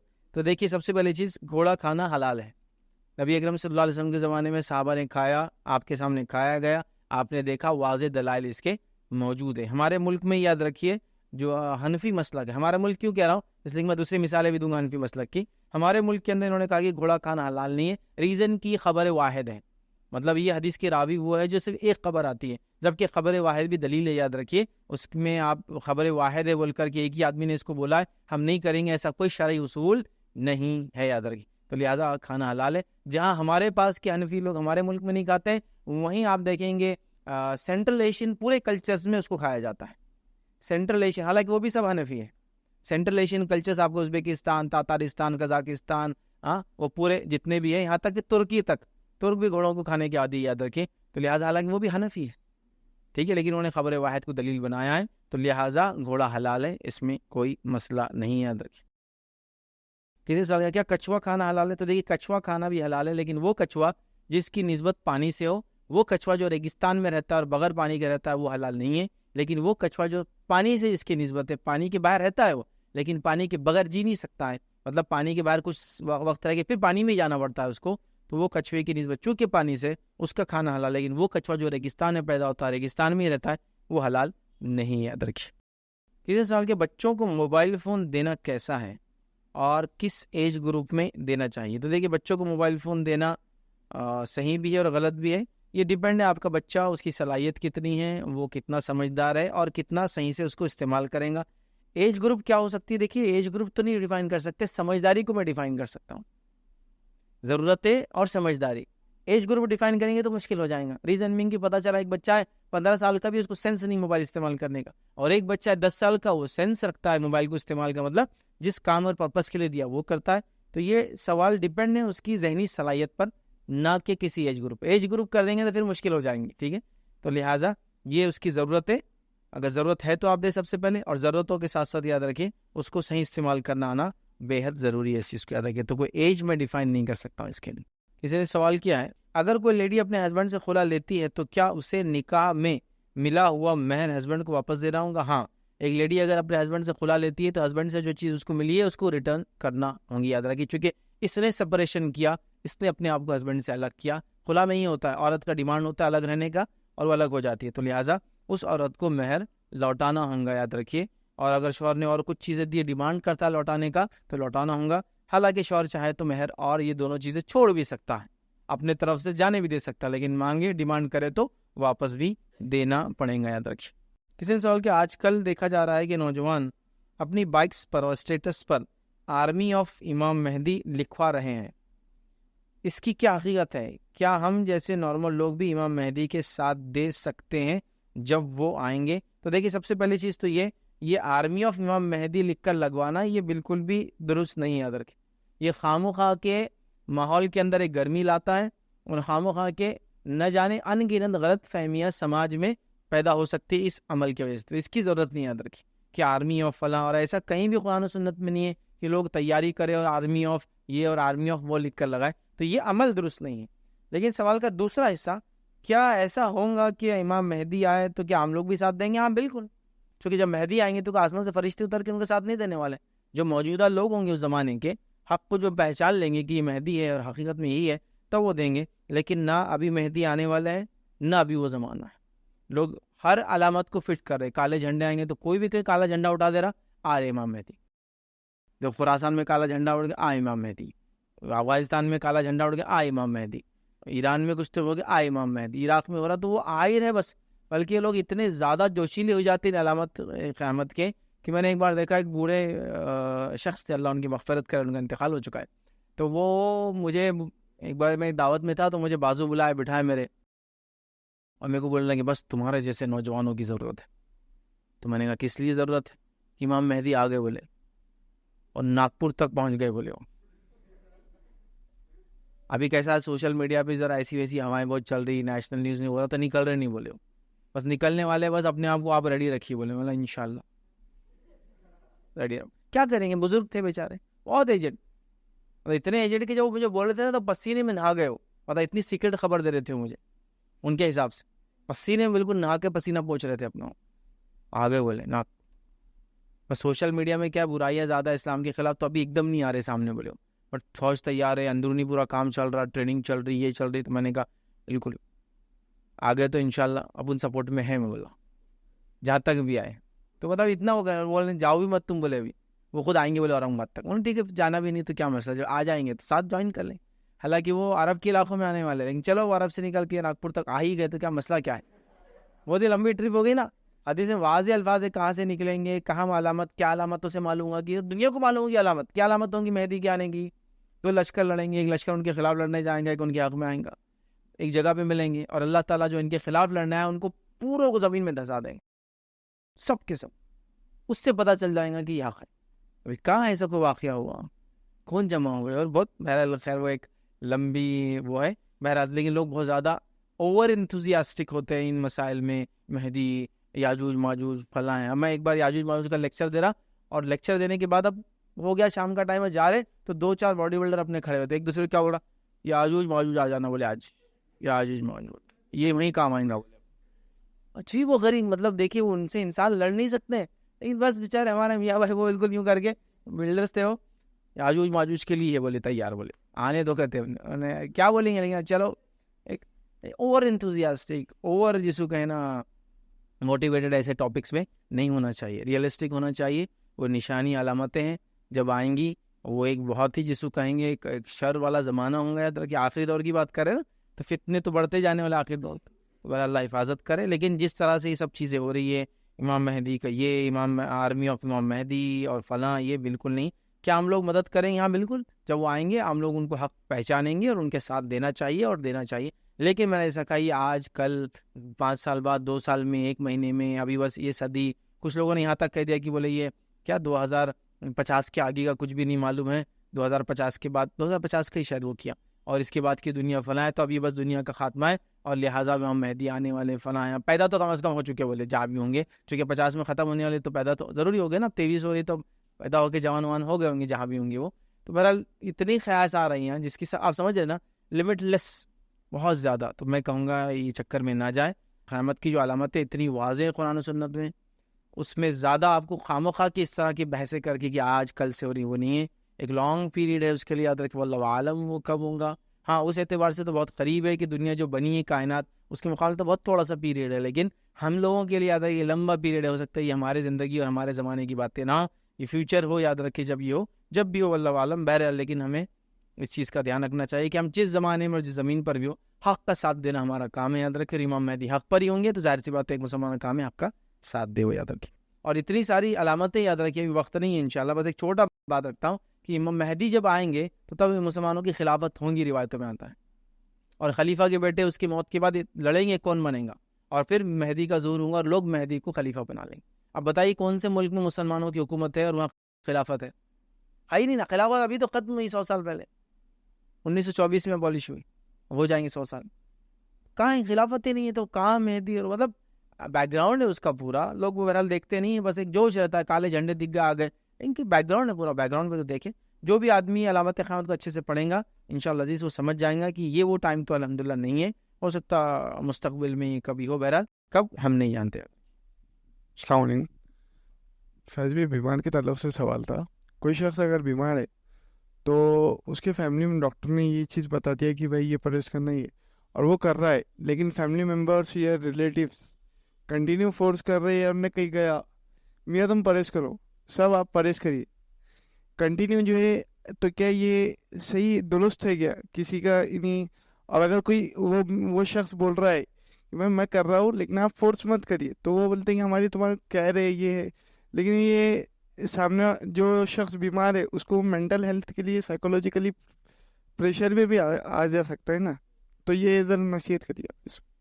میں نے ایک اچھا سوال کیا. بیسیکلی یہ ہوتا ہے بیمار کی بیمار پرسی وغیرہ کے لیکچرز میں نے کافی ڈیٹیل میں ان ایشوز سے بات کی ہے کہ ایک بیمار ہے وہ پرہیز کر رہا ہے, ڈاکٹر نے اس کو پرہیز بولا, جیسا کہ شوگر لیول بڑھ گیا تو شوگر مت کھاؤ, بی پی زیادہ ہے تو نمک وغیرہ کا استعمال کم کرو, یا بیمار ہے مار وغیرہ لگا زخم ہے تو فلاں فوڈ فلاں کھانے مت کھاؤ اس لیے کہ اس سے زخم جلدی سوکھتا نہیں ہے, تو وہ پرہیز کرنا چاہیے. تو سوال نے بھائی کا کہ بار بار اس بیمار کو یاد دلانا پرہیز کرو, تم پرہیز کرو, اتنا زیادہ کہ وہ سائیکولوجیکلی اس کو تکلیف ہو رہی ہے. اور لوگوں کا بولنا, جب ان کو بولا جا رہا ہے مت بولو, تو یہ تو ہمارا خیال ہے تمہارے طرف, محبت ہے تمہاری طرف, تو اس کو تھوڑا نصیحت کریں. دیکھیے سب سے پہلے چیز, بیمار کے پاس ہم کو یہ حکم ہے کہ بیمار کی عادت کرے. مومن کے جو مسلمان پہ حقوق ہے, ایک روایت میں 5 کے الفاظ ہے, ایک روایت میں 6 کرے, لیکن وہ سب روایتوں کے اندر یہ بیمار ہوتا بیمار پرسی کرے, مر جائے تو اس کے جنازے میں جائے, یہ بات تو سب جگہ ہے. تو بیمار ہو تو بیمار پرسی کرے. اب ہم بیمار پرسی کو جاتے ہیں, اور بیمار پرسی کیسی ہوتی, وہاں سے شروع ہوتا ہے مسئلہ. مطلب بیمار پرسی سے آدمی کو فائنینشیل اور سائیکولوجیکل دونوں برڈن میں ڈالتے ہیں لوگ. جیسا بیمار کو دیکھنے جانا ہے, تو بیمار پرسی کیا ہے, آپ گئے گھر پہ دستک دی, دواخانے میں اگر دواخانے میں گئے, اس کے پاس گئے, سلام کلام ہوا اس سے, اگر وہ بات کر سکتا ہے تو کھڑے رہے, تھوڑے حال چال پوچھے, اگر وہ اس حالت میں نہیں ہے تو اسے رشتہ داروں سے ملے جو دور سے دیکھ رہے, جیسے کانچ میں ہے وغیرہ, وینٹیلیٹر پہ دور سے دیکھا, ان کو دلاسا دیا, ان کو جو ہے تلقین کی, اگر اس سے بات کریں اس کی تلقین کی, کلمات کی تلقین کی, توبہ کی تلقین کی, استغفار کی تلقین کی, دعاؤں کی تلقین کی, اور تلقین کی, نصیحت کی. کچھ کھاتا پیتا ہے, اللہ نے دے رکھا آپ کو, تو اس کے لیے کچھ آپ نے تحفہ وغیرہ, جیسا کہ سیب کھانے کا ڈاکٹر نے بولا فلاں دے سکتے ہیں, تو آپ نے دیا, اور اس کے بعد آپ نکل جائیں. مطلب یہ ایک ایسا ہم بول سکتے ہیں 5 to 10 منٹس کا پورا کام ہے, ہو گیا. اب ہمارے پاس دیکھیے, دواخانے میں تیمارداری کو جا رہے ہیں یا گھر پر جا رہے ہیں, تو کیسا پلان ہو رہا ہے, کیا ہو گیا ان کا, ارے بہت سیریس ہے, دواخانے میں ایڈمٹ کر دیں, ان کا ہارٹ اٹیک آ گیا, تو نہیں دواخانے میں نہیں جائیں گے, جب گھر آ جائیں گے نا تو آرام سے جائیں گے. پلاننگ ہو رہی ہے.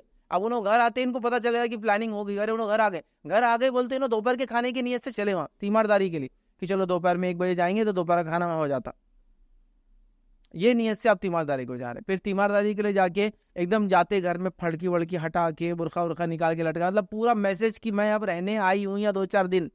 انہیں بولتا میں بیمار ہو گیا, اب انہوں میں کو راڑا ڈالتے, ایک تو اور خرچہ, اب ان کا خرچہ. ہاں بالکل پھڑکی وڑکی ڈال کے آگے بڑھ گئے, کیا ہوا ماں, اب انہیں بولا ہاتھ اٹھاؤ, میرا ہاتھ, ارے کچھ نہیں, تیرے خالو کو بھی ایسی ہوا تھا, میرے چچا کو ایسا ہوا تھا, وہ بیچارہ 15 دن دواخانے میں فریکچر برداشت کر گیا, ان کا تو بالکل. کیا ہوا بیٹا, پیٹ اٹھا کے خاموخا, کیا ہوا, ارے نہیں بہت تکلیف ہو رہی پیٹ میں, ارے نہیں بیلن لاؤ, بیلن شروع. مطلب ان کو الگ ہی بالکل ایک دم, مطلب کیا بولتے ہو, بیمار کی تیمارداری کرنے کا ایک الگ سواد ہے ایک دم, سمجھے اس کو بولیں گے, عجیب و غریب ہے. تو جا کے بالکل اس کو مل کے ہاتھ لگائے, اچھا ہاتھ لگا جاتا, انہیں چلایا نہیں نا, ایسا ہاتھ لگا, تکلیف ہے یار, سینس لیس حرکت ہے معلوم.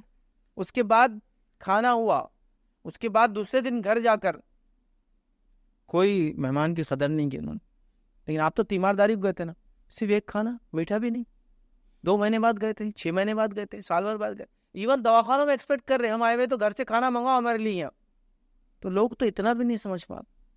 آپ پیشنٹ کے ساتھ وہی سلوک دیکھیے, میں نے کئی لوگ ہوتے ہیں ایک دم کامن, اللہ رحم کرے, کبھی کبھی ایسی غلطی کرتے ہیں. ہمارے پاس ایک امام صاحب ہے, ہم نماز کبھی کبھی ان کے پیچھے پڑھتے ہیں. جب بھی ان کو کوئی بیمار کے بارے میں آئی نا خبر, تو کیسی خبر دیتے معلوم آپ کو, کہ فلاں صاحب عبدالرحمن صاحب جو ہے کافی بیمار ہے, ان کی شفا کے لیے دعا کیجیے, اور اللہ ہمارے مرومین کی مغفرت کرے, ہر بھری ایڈ کر دیتے. سائیکولوجیکلی کیسا ڈیموٹ ہو جائیں گا آدمی, کہ میں بیمار کی بیمار پرسی کی آپ کو دے رہا ہوں کہ یہ اس کو دعا کیجیے, اور ہمیشہ میت کی دعا کرتے اس کے اندر کہ اللہ عبدالرحمن صاحب کو ٹھیک کرے اور اللہ ہمارے مرومین کی مغفرت کرے. یار یہ ایڈیشن جو ہے نا وہ ڈینجر رہتا ہے سائیکولوجیکلی آدمی کے لیے. تو ہمارے پاس بھی ایک آدمی گیا, بازو بیٹھا, بیچارہ بیمار ہے, اور وہ خیال رکھو ابا کا بہت, مطلب ابا سے زیادہ, مطلب بچوں سے زیادہ ان کو خیال رہتا, جبکہ انہوں اپنے ابا کو زندگی میں کوئی خدمت نہیں ہے, لیکن ابھی نصیحت کرنے آتے ہیں, بہت خیال رکھو ابا کا, ہمارے پڑوسی کو ایسی ہوا تھا. 3 دن بچے, چوتھے دن چلے گئے. ابا کی دھڑکنیں اور بڑھ جاتی, وہ پیٹ چالو ہو جاتا, اور بچوں کی دھڑکنیں بڑھ جاتی. یار کیا لگا ہے تم نے, کئی لوگوں کو میں نے دیکھا, کیا ہوا آپ کو گلے میں نا, ویسے وہ گلے میں سوراخ کرنا پڑا. 3 دن سوراخ میں رہے, 4 دن یہاں سے کھانا ڈالے, 5 دن گردن ڈال دیے. آپ سمجھ رہے, یہ تیمارداری ہے ان کی. تو وہ تو آپ کو جو پرہیز کی آپ بات کر رہے, پھر بھی ٹھیک ہے بھائی, کچھ کھاؤ پیو کا ہے, یہاں تو سیدھا بھیجتے جا رہے ایک کے بعد ایک. ہمارے پڑوسی کو ایسی ہو 4 دن زیادہ نہیں کو بچائی بیماری میں, 4 دن سے زیادہ نہیں بچا کو, کر لو رے خدمت ماں باپ کی 4 دن. اب وہ میت اگر سن رہی نا تو اس کی حالت بری, اور میت کے سامنے بولتے ایک دم, کوئی سمجھے نا, کوئی ڈر کوئی خوف نہیں, کوئی یہ نہیں کہ یار بیچارہ گھبرا جائے گا میرا بھائی, بالکل مرنے کی خبر اس کو سنا دے ایک جھٹکے کے اندر. یہ سب کیا ہے, بد اخلاقیاں لوگوں کو نہیں پتا ہے. اب ایک پیشنٹ ہے, اس کا اگر ساری دنیا پرہیز کرو تو اریٹیٹ ہوتا ہے, اس سے یہ پریشان ہوتا ہے. تو لہٰذا بیمار کے ساتھ وہی سلوک کرے جو اس کی بیماری کے لیے یا اس کی بیمار حالت اور کیفیت میں سوٹیبل ہو. نبی اکرم صلی اللہ علیہ وسلم فرماتا ہے بیمار کو زبردستی کھانا مت کھلاؤ, اس کو اللہ کھلاتا ہے. اور آپ دیکھیے بیماری میں آدمی کتنا لانگ ٹرم تک کبھی کبھار کھانا نہیں کھاتا, مطلب اللہ نے اس کے رزق کا انتظام کیا ہے اس کے جسم میں, یہ مانا ہے, ٹھیک ہے. تو اس کو زبردستی نہیں کرنا چاہیے, وہ زبردستی کھاؤ وہ نہیں کرنا چاہیے. ہاں دوائیں وغیرہ ایسی ہے جس کے لیے ضروری ہے, کچھ نہ کچھ پھر اس کو کر سکتے ہیں, لیکن زبردستی نہیں کرنا چاہیے. مطلب اس کے سائیکولوجیکل کنڈیشن کا آپ ساتھ دینا چاہیے, اس کو موٹیویٹ کرنا چاہیے. اس حد تک موٹیویٹ کا آپ کو لگ رہا ہے کہ اس کے بعد اس کی موت بھی ہے, تب بھی اس کو موٹیویٹ کرنا چاہیے, کلبے کے طور پہ موٹیویٹ کرنا چاہیے. کلمہ پڑھو, گھبراہٹ کا علاج ہے, فلاں کا علاج ہے. ہوتا ہے نا کوئی چیز آپ نے دیکھی اور آپ کو لگا ابھی بچنے کے چانسز نہیں ہے, ایکسیڈنٹ میں ہو گیا, کوئی ایسی چیز جس پہ آپ کو نالج ہے کہ ہارٹ اٹیک آ گیا اس کو, تو آپ اس کو ڈراتے ہوئے نہ بولتے ہوئے کیا بولیں گے, کلمہ پڑھو. یہ بھی موٹیویشن والا ہے, کلمہ پڑھو, فلاں چیز پڑھو, درود پڑھو, یہ کرو وہ کرو, ہاں چلو یہ کرو, چلو ایک دم آرام سے دھیرے دھیرے پڑھو, بس ایسا پڑھو کہ تم کو سنے آ جانا, گھبراؤ مت بالکل. یہ سب کام کرنے کے, وہ سب چھوڑ کے ہم پتہ نہیں کیا کیا لوگوں کو تلقین کرنا چھوڑ کر کھانے کی امیدیں کرتے ہیں, تلقین کرنا چھوڑ کر پتہ نہیں کیا کیا امیدیں کرتے ہیں. ان کو نصیحت کے چکر میں ان کو سائیکولوجیکلی ڈپریس ڈی موٹیویٹ کر رہے کہ پرہیز کرو, پر آدمی چڑ جاتا ہے کہ پوری دنیا اگر اس کو پرہیز کا بولیں گے. بہرحال لوگوں کی بد اخلاقیاں ہیں, لوگوں کو نصیحت کروں گا کہ بیمار کے ساتھ وہ سلوک کرے جس سلوک کو برداشت کر سکتا ہے, اور عام آدمی کے ساتھ جو سلوک کے شریعت نے حکم دیا اس سے بھی زیادہ اچھا سلوک اس کے ساتھ کرے, اس لیے کہ ڈیزرو کرتا ہے اس کی بیماری کی وجہ سے آپ کی تھوڑی سی سہانوتی, آپ کا جس کو ہم کہیں گے ایک سافٹ کارنر. تو بہرحال سے اچھا سلوک کرے اور وہی کام کرے جو اس کو سائیکولوجیکلی موٹیویٹ کرے اور اس کو اچھا لگے. کسی نے ایک سوال کیا قربانی میں 3 حصے کرنا ضروری ہے, جیسے ایک خود کا, ایک رشتہ داروں کا, ایک پڑوسی کا, ایک غریب کو, ایسا حصہ کر کے بانٹتے ہیں, تو ایسا کرنا کیا صحیح ہے؟ دیکھیے آپ قربانی کے حصے میں شریعتاً آپ کو ایسا کوئی گائیڈ لائنس نہیں کہ کتنا خود رکھے اور کتنا دوسروں کو دے, کچھ بھی نہیں ہے.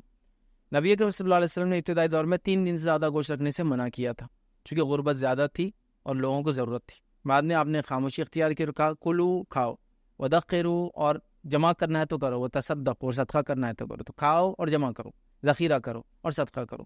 تو یہاں کہیں بھی 3 حصے نہیں ہے, کھاؤ ذخیرہ کرو دونوں اپنا ہوا, صدقہ کرو ایک الگ ہوا. ہمارے پاس 3 حصے بنا دیے, ایک اپنا, ایک رشتہ داروں کا اور ایک غریبوں کا. ایسا کچھ بھی نہیں, آپ پورا دے دیں.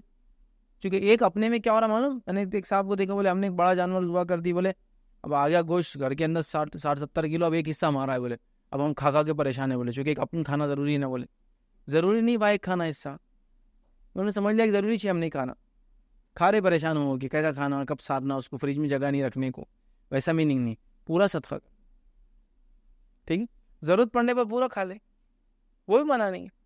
گلف کنٹریز میں کس کو دیں گے آپ گوشت؟ تو وہ لوگ ذبح کرتے اور خود ہی کھا لیتے ہیں اس کو, چونکہ کوئی لینے والا نہیں ہے آپ کا, آپ سمجھیں. تو پورا کھا جاؤ, پورا دے دو, پورا رکھ لو. لیکن ہمارے ملک میں غربت عام ہے, گزارش کروں گا مالدار لوگوں سے پورا کا پورا صدقہ کر دیں, پورا کا پورا جتنا کر سکتے, چلو پورا کا پورا جتنا صدقہ کر دیں. یہ ضروری ہے یہاں کے ہمارے حالات کے اندر. ہمارے پاس نہیں ہے کہ ہم پورا رکھ لیں, جب آپ کو اللہ نے طاقت دی, ہاں آپ کو طاقت دی تو آپ اپنے لیے بھی رکھیں, میکسیمم صدقہ کر دیں. میں کہوں گا جس کو اللہ نے بہت مال و دولت دے رکھا اس کو ضرورت نہیں ہو, پورا صدقہ کر دیں, ٹھیک ہے. تو لہٰذا وہ 3 حصے 4 حصے ایسا کچھ بھی نہیں ہے. میں کہوں گا غریب مسکین محتاجوں کو تقسیم کرے, پھر چاہے رشتہ داروں میں ہو چاہے غیر رشتہ داروں میں, اپنے علاقے کے دوسرے علاقے کے ہو, جہاں تک آپ پہنچا سکتے ہیں ان کو پہنچانے کی کوشش کریں. شریعت میں ایسا کوئی ڈسٹریبیوٹ کرنے کے لیے کوئی مخصوص گائیڈ لائنس نہیں آتا. بس قربانی آپ نے دی تو ظاہر سی بات آپ یہ قربانی بھی دے کہ صدقہ کرے اس کو لوگوں کو, اور اپنے لیے اٹھا کے پورا نہ رکھے بلکہ لوگوں کو بھی اس میں حصے دار بنائے. تیسرا سوال کیا, ایک بچی کی ماں نے دوسری شادی کی ہے اور کچھ سال بعد ماں کا انتقال ہو گیا ہے, تو کیا وہ باپ سے اس لڑکی کا پردہ ہوگا؟ تو یاد رکھیے, ایک خاتون نے اگر کسی مرد سے شادی کی تو اس مرد سے اس خاتون کے کسی بچے کی کبھی شادی نہیں ہوگی, کبھی نکاح نہیں ہوگا, اور وہ اس کے محرم ہو جاتے ہیں.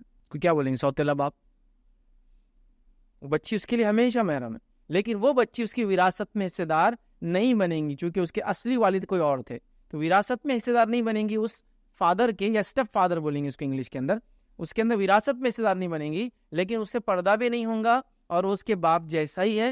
اس کے جتنے بچے تھے اس عورت کے ان سے کبھی نکاح نہیں ہوتے. جیسے میں ایک لائیو ایگزامپل دیتا ہوں. ایک عورت ہے، اس کو 4 بچے، 2 بیٹے 2 بیٹیاں ہیں. ان کے شوہر کا انتقال ہو گیا. اس عورت نے اس آدمی سے شادی کر لی. اب اس نے اس سے شادی کر لی. اس آدمی کو پہلے سے 4 بچے اور ہیں، جو بھی لڑکیاں اور لڑکوں کا نمبر ہے اس میں. تو اب یہ دونوں جو بچے ہیں یہ ایک دوسرے کے لیے بہن بھائی ہو گئے، ان کی شادیاں کبھی نہیں ہو سکتی. اور یہ آدمی جو ہے ان بچوں کے لیے جو اس کے فرسٹ ہسبینڈ کے بچے ہیں یہ باپ جیسا ہو گیا. اب کبھی بھی اس سے شادی نہیں ہوتی اور یہ محرمات ہو گئے ایک دوسرے کے لیے. سمجھا؟ تو اس کے بچے ہیں، اس کے بچے ہیں. اب ان دونوں کے بچے ہوں گے.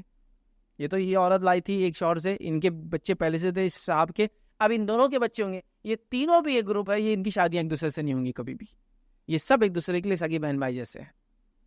اور ان بچوں کے لیے یہ عورت ماں ہے، اور ان بچوں کے لیے اس بیوی کے یہ آدمی باپ ہے.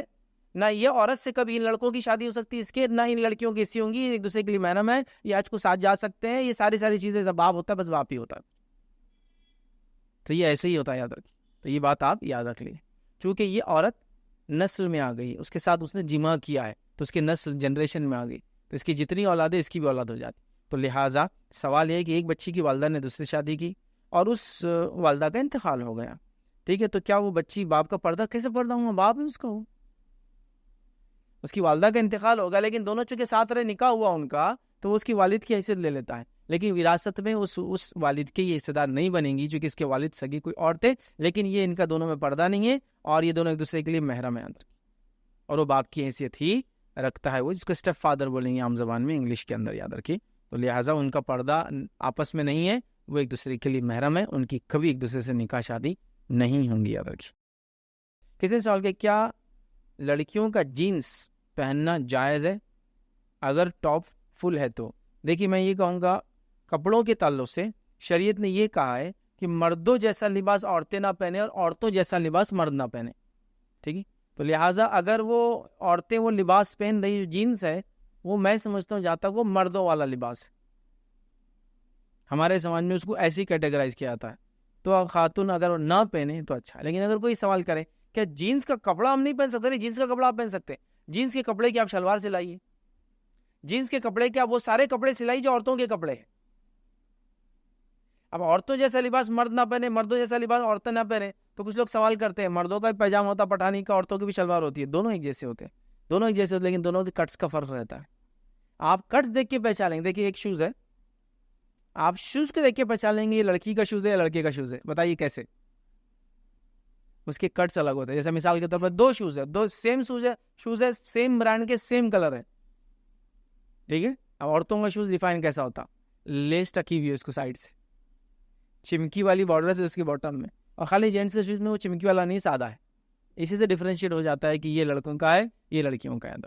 تو اس چیز کو آپ سمجھے، تو ڈیفرینشیشن ہوتا ہے. تو جینس ایز سچ کپڑا لڑکی کے لیے پہننا جائز ہے، لیکن وہ چیزیں سلائیں گی اس میں جو لڑکیاں اس سماج میں پہنتی ہے. لیکن ہمارے پاس جو جینس ہوتی ہے لڑکوں اور لڑکیوں کی سیم جینس ہوتی ہے، بس وہ جینس دے دی جاتی ہے اور پہنی جاتی ہے. لڑکوں کی جینس تھوڑی ٹھیک ہوتی ہے، لڑکیوں کی جینس بہت ہی بھدے لیول تک چلے گئی، اتنی چست، اتنی ٹائٹ اور اتنی اونچی تو ہوتی ہے جس کی کوئی انتہا نہیں. تو لہٰذا میں گزارش کروں گا آپ یہ کام بالکل نہ کریں. یہ بات بھی آپ ایٹ دا سیم ٹائم اپنے ذہن میں رکھیں. آپ نے کہا فل ٹاپ پہن رہے ہیں، فل ٹاپ پہنے آپ، لیکن باٹم بھی جو پہنے وہ جینس کا ویسا پہنے جیسے عورتوں کی کٹس اور عورتوں کی چیزیں ہوتی ہے.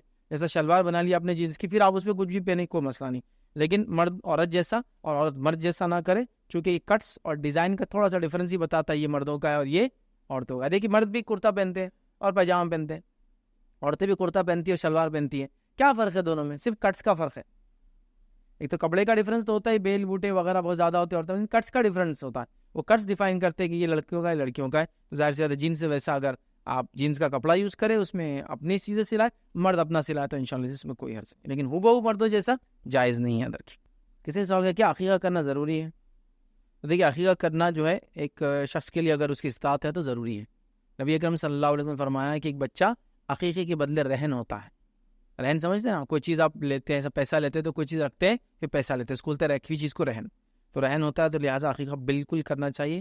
اگر عقیقہ آپ نے نہ کیا ہو تو آپ عقیقہ ضرور کریں. ایک آدمی اپنا عقیقہ خود بھی کر سکتا ہے اور دوسرا آدمی بھی اس کا عقیقہ کر سکتا ہے. آپ وہ زندگی کسی مرحلے میں آپ کو پتہ چلا آپ کا عقیقہ نہیں ہوتا، آپ بالکل کر سکتے ہیں.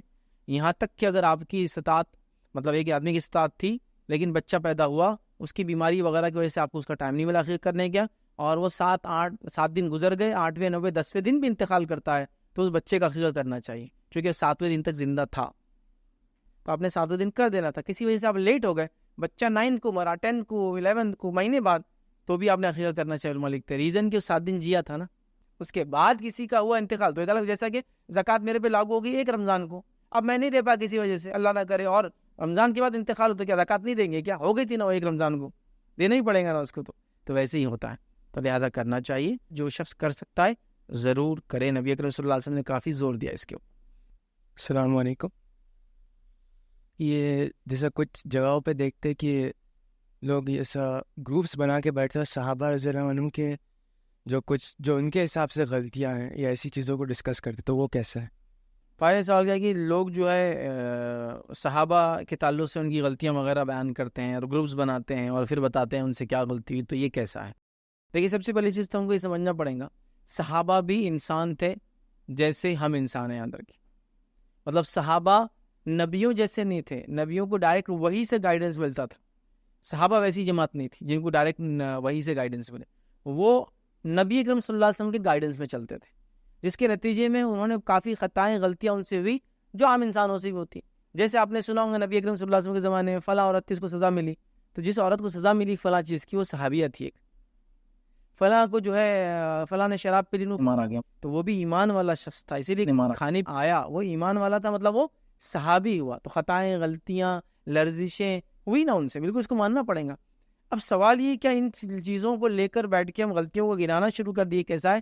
تو یاد رکھیے بہت ہی برا عمل ہے، جس کو میں اپنی زبان میں بار بار کہتا ہوں. یہ ایسا عمل ہے کہ جیسا انسان آسمان کی طرف دیکھے اور تھوکنے کی کوشش کرے، وہ تھوک اس کے منہ پہ آگے گرتا ہے. چونکہ یہ وہ لوگ تھے، یاد رکھیے، جن کے لیے قرآن، جن کے واسطے سے قرآن، جن کی زبان میں قرآن، جن کے کلچر کو بتاتے ہوئے قرآن نازل ہوا. ٹھیک ہے، غلطیاں ہوئی ان سے، لیکن انہوں نے ان کی اصلاح بھی کر لی.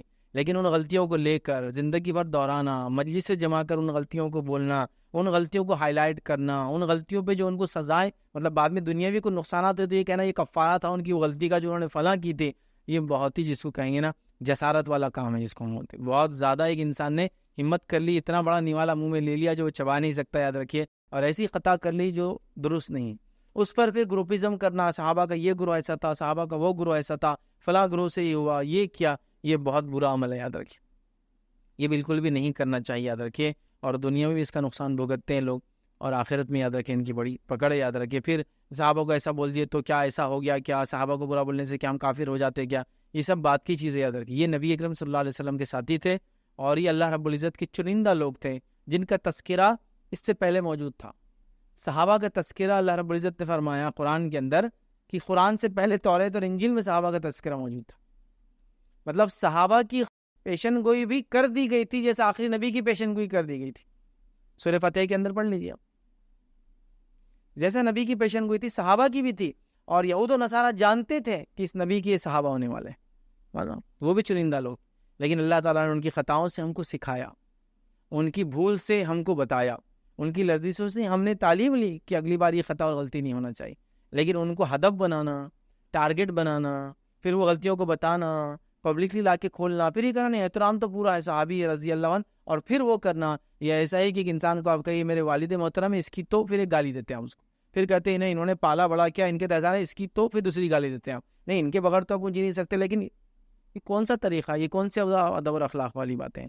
یہ یاد رکھیے درست طریقہ نہیں ہے. یہ ان لوگوں کا شیوا کبھی نہیں رہا جو اللہ کے رسول صلی اللہ علیہ وسلم سے محبت کرتے ہیں، جو صحابہ سے محبت کرتے ہیں، ان کا شیوا یہ نہیں رہا. یاد رکھیے چونکہ صحابہ کا ایک بہت عظیم مقام ہے. یاد رکھیے انسانوں میں اگر کسی کا مقام ہے انبیاء کے بعد تو وہ صحابہ کی جماعت ہے. یاد رکھیے تو لہٰذا جو ان کو ادب بنائے پھر وہ کسی کو بھی نہیں چھوڑتا دنیا میں. یاد رکھیے سب کو ادب بناتا، نشانہ بناتا اپنا.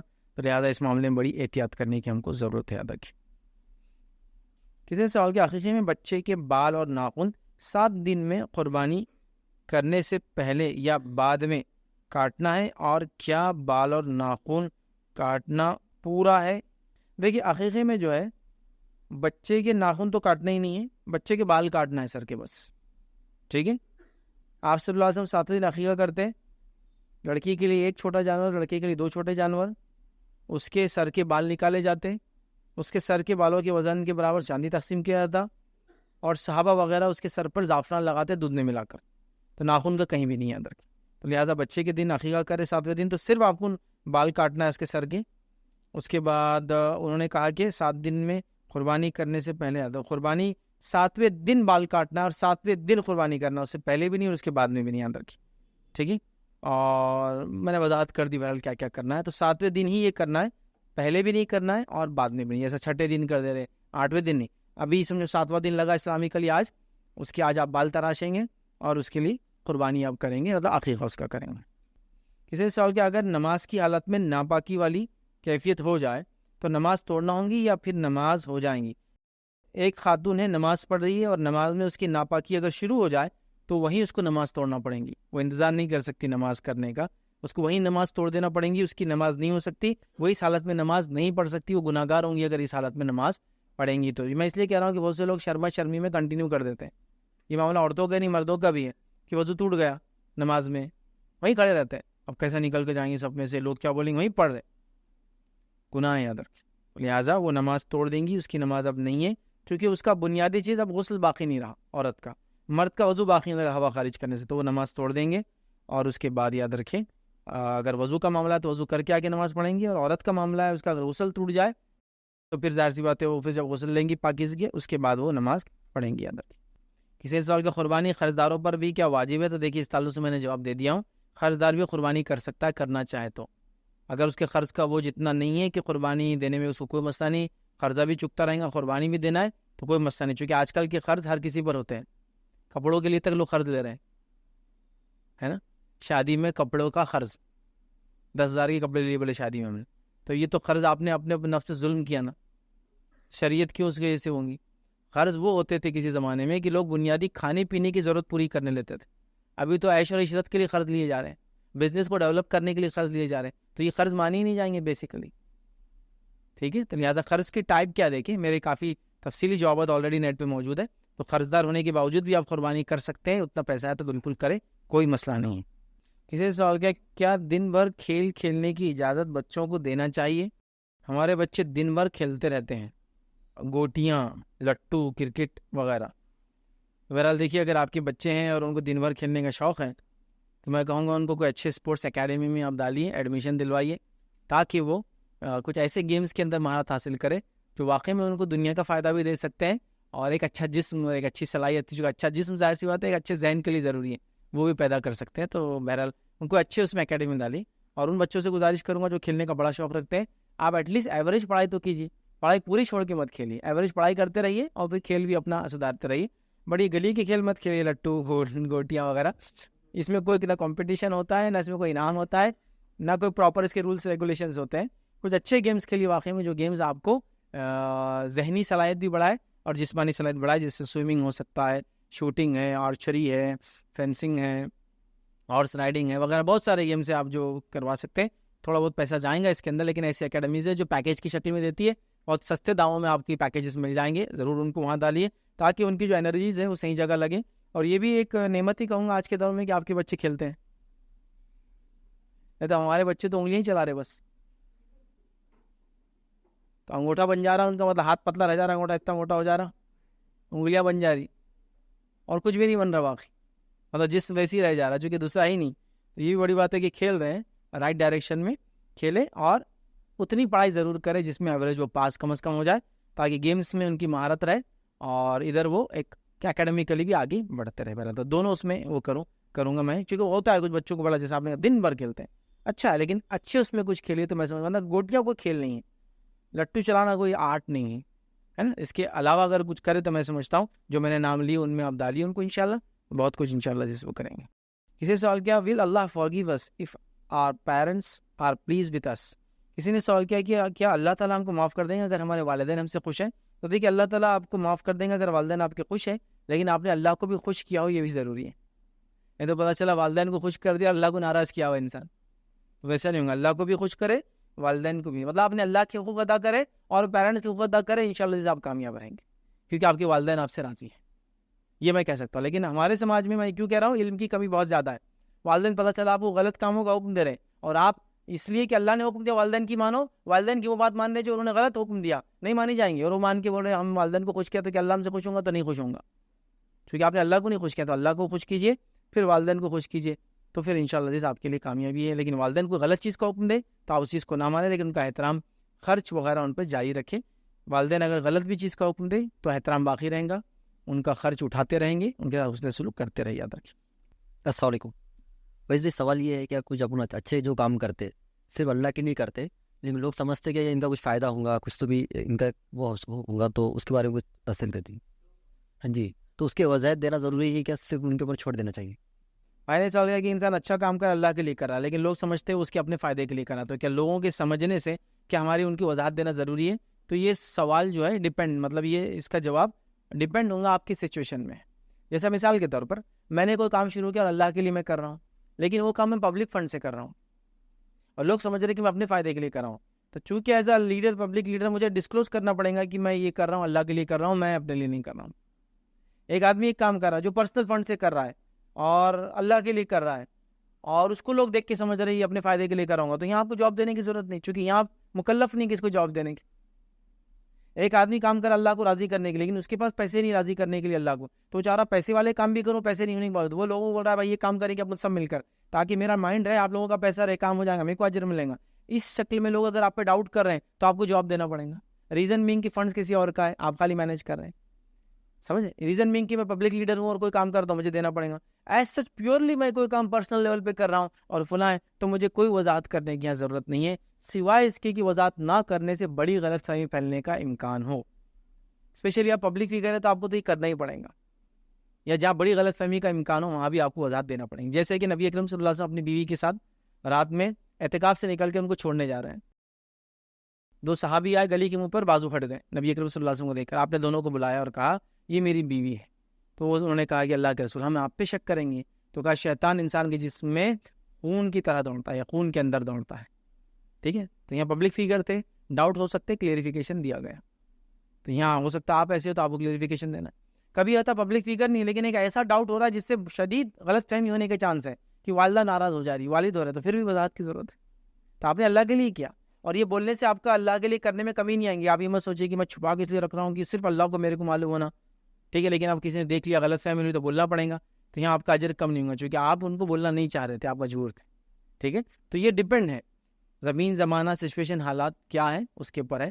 تو آپ کو لگ رہا بڑا نقصان ہو جائے گا چھپانے سے، ڈسکلوز کر دیجیے، تو آپ ڈسکلوز کریں گے بھی تو اللہ کے لیے، چونکہ کہ اجر اس کا ہی ملے گا انشاءاللہ، انڈسکلوز دیں گے تو زیادہ اجر ملیں گے، بس اتنا میں کہوں گا، ٹھیک ہے؟ لیکن پبلک فگر ہے تو آپ کو تو ہر چیز کا وہ کرنا پڑے گا، اور پبلک فنڈ سے آپ کوئی کام کرے تو وہاں تو آپ کو دھکے دھکے پر وضاحتیں دیتے رہنا پڑیں گی جب جو آپ سے ڈیمانڈ کیا جائے گا۔ کسی نے ایک سوال کیا ہے کہ میں نے کچھ دن پہلے عمرہ کیا تھا، پر میں نے احرام میں انڈرویئر بھی پہنا ہوا تھا، کیونکہ مجھے پتہ نہیں تھا، میں نے پھر 2 دن بعد ایک اور عمرہ کیا، کیا مجھے کفارہ دینا ہوگا؟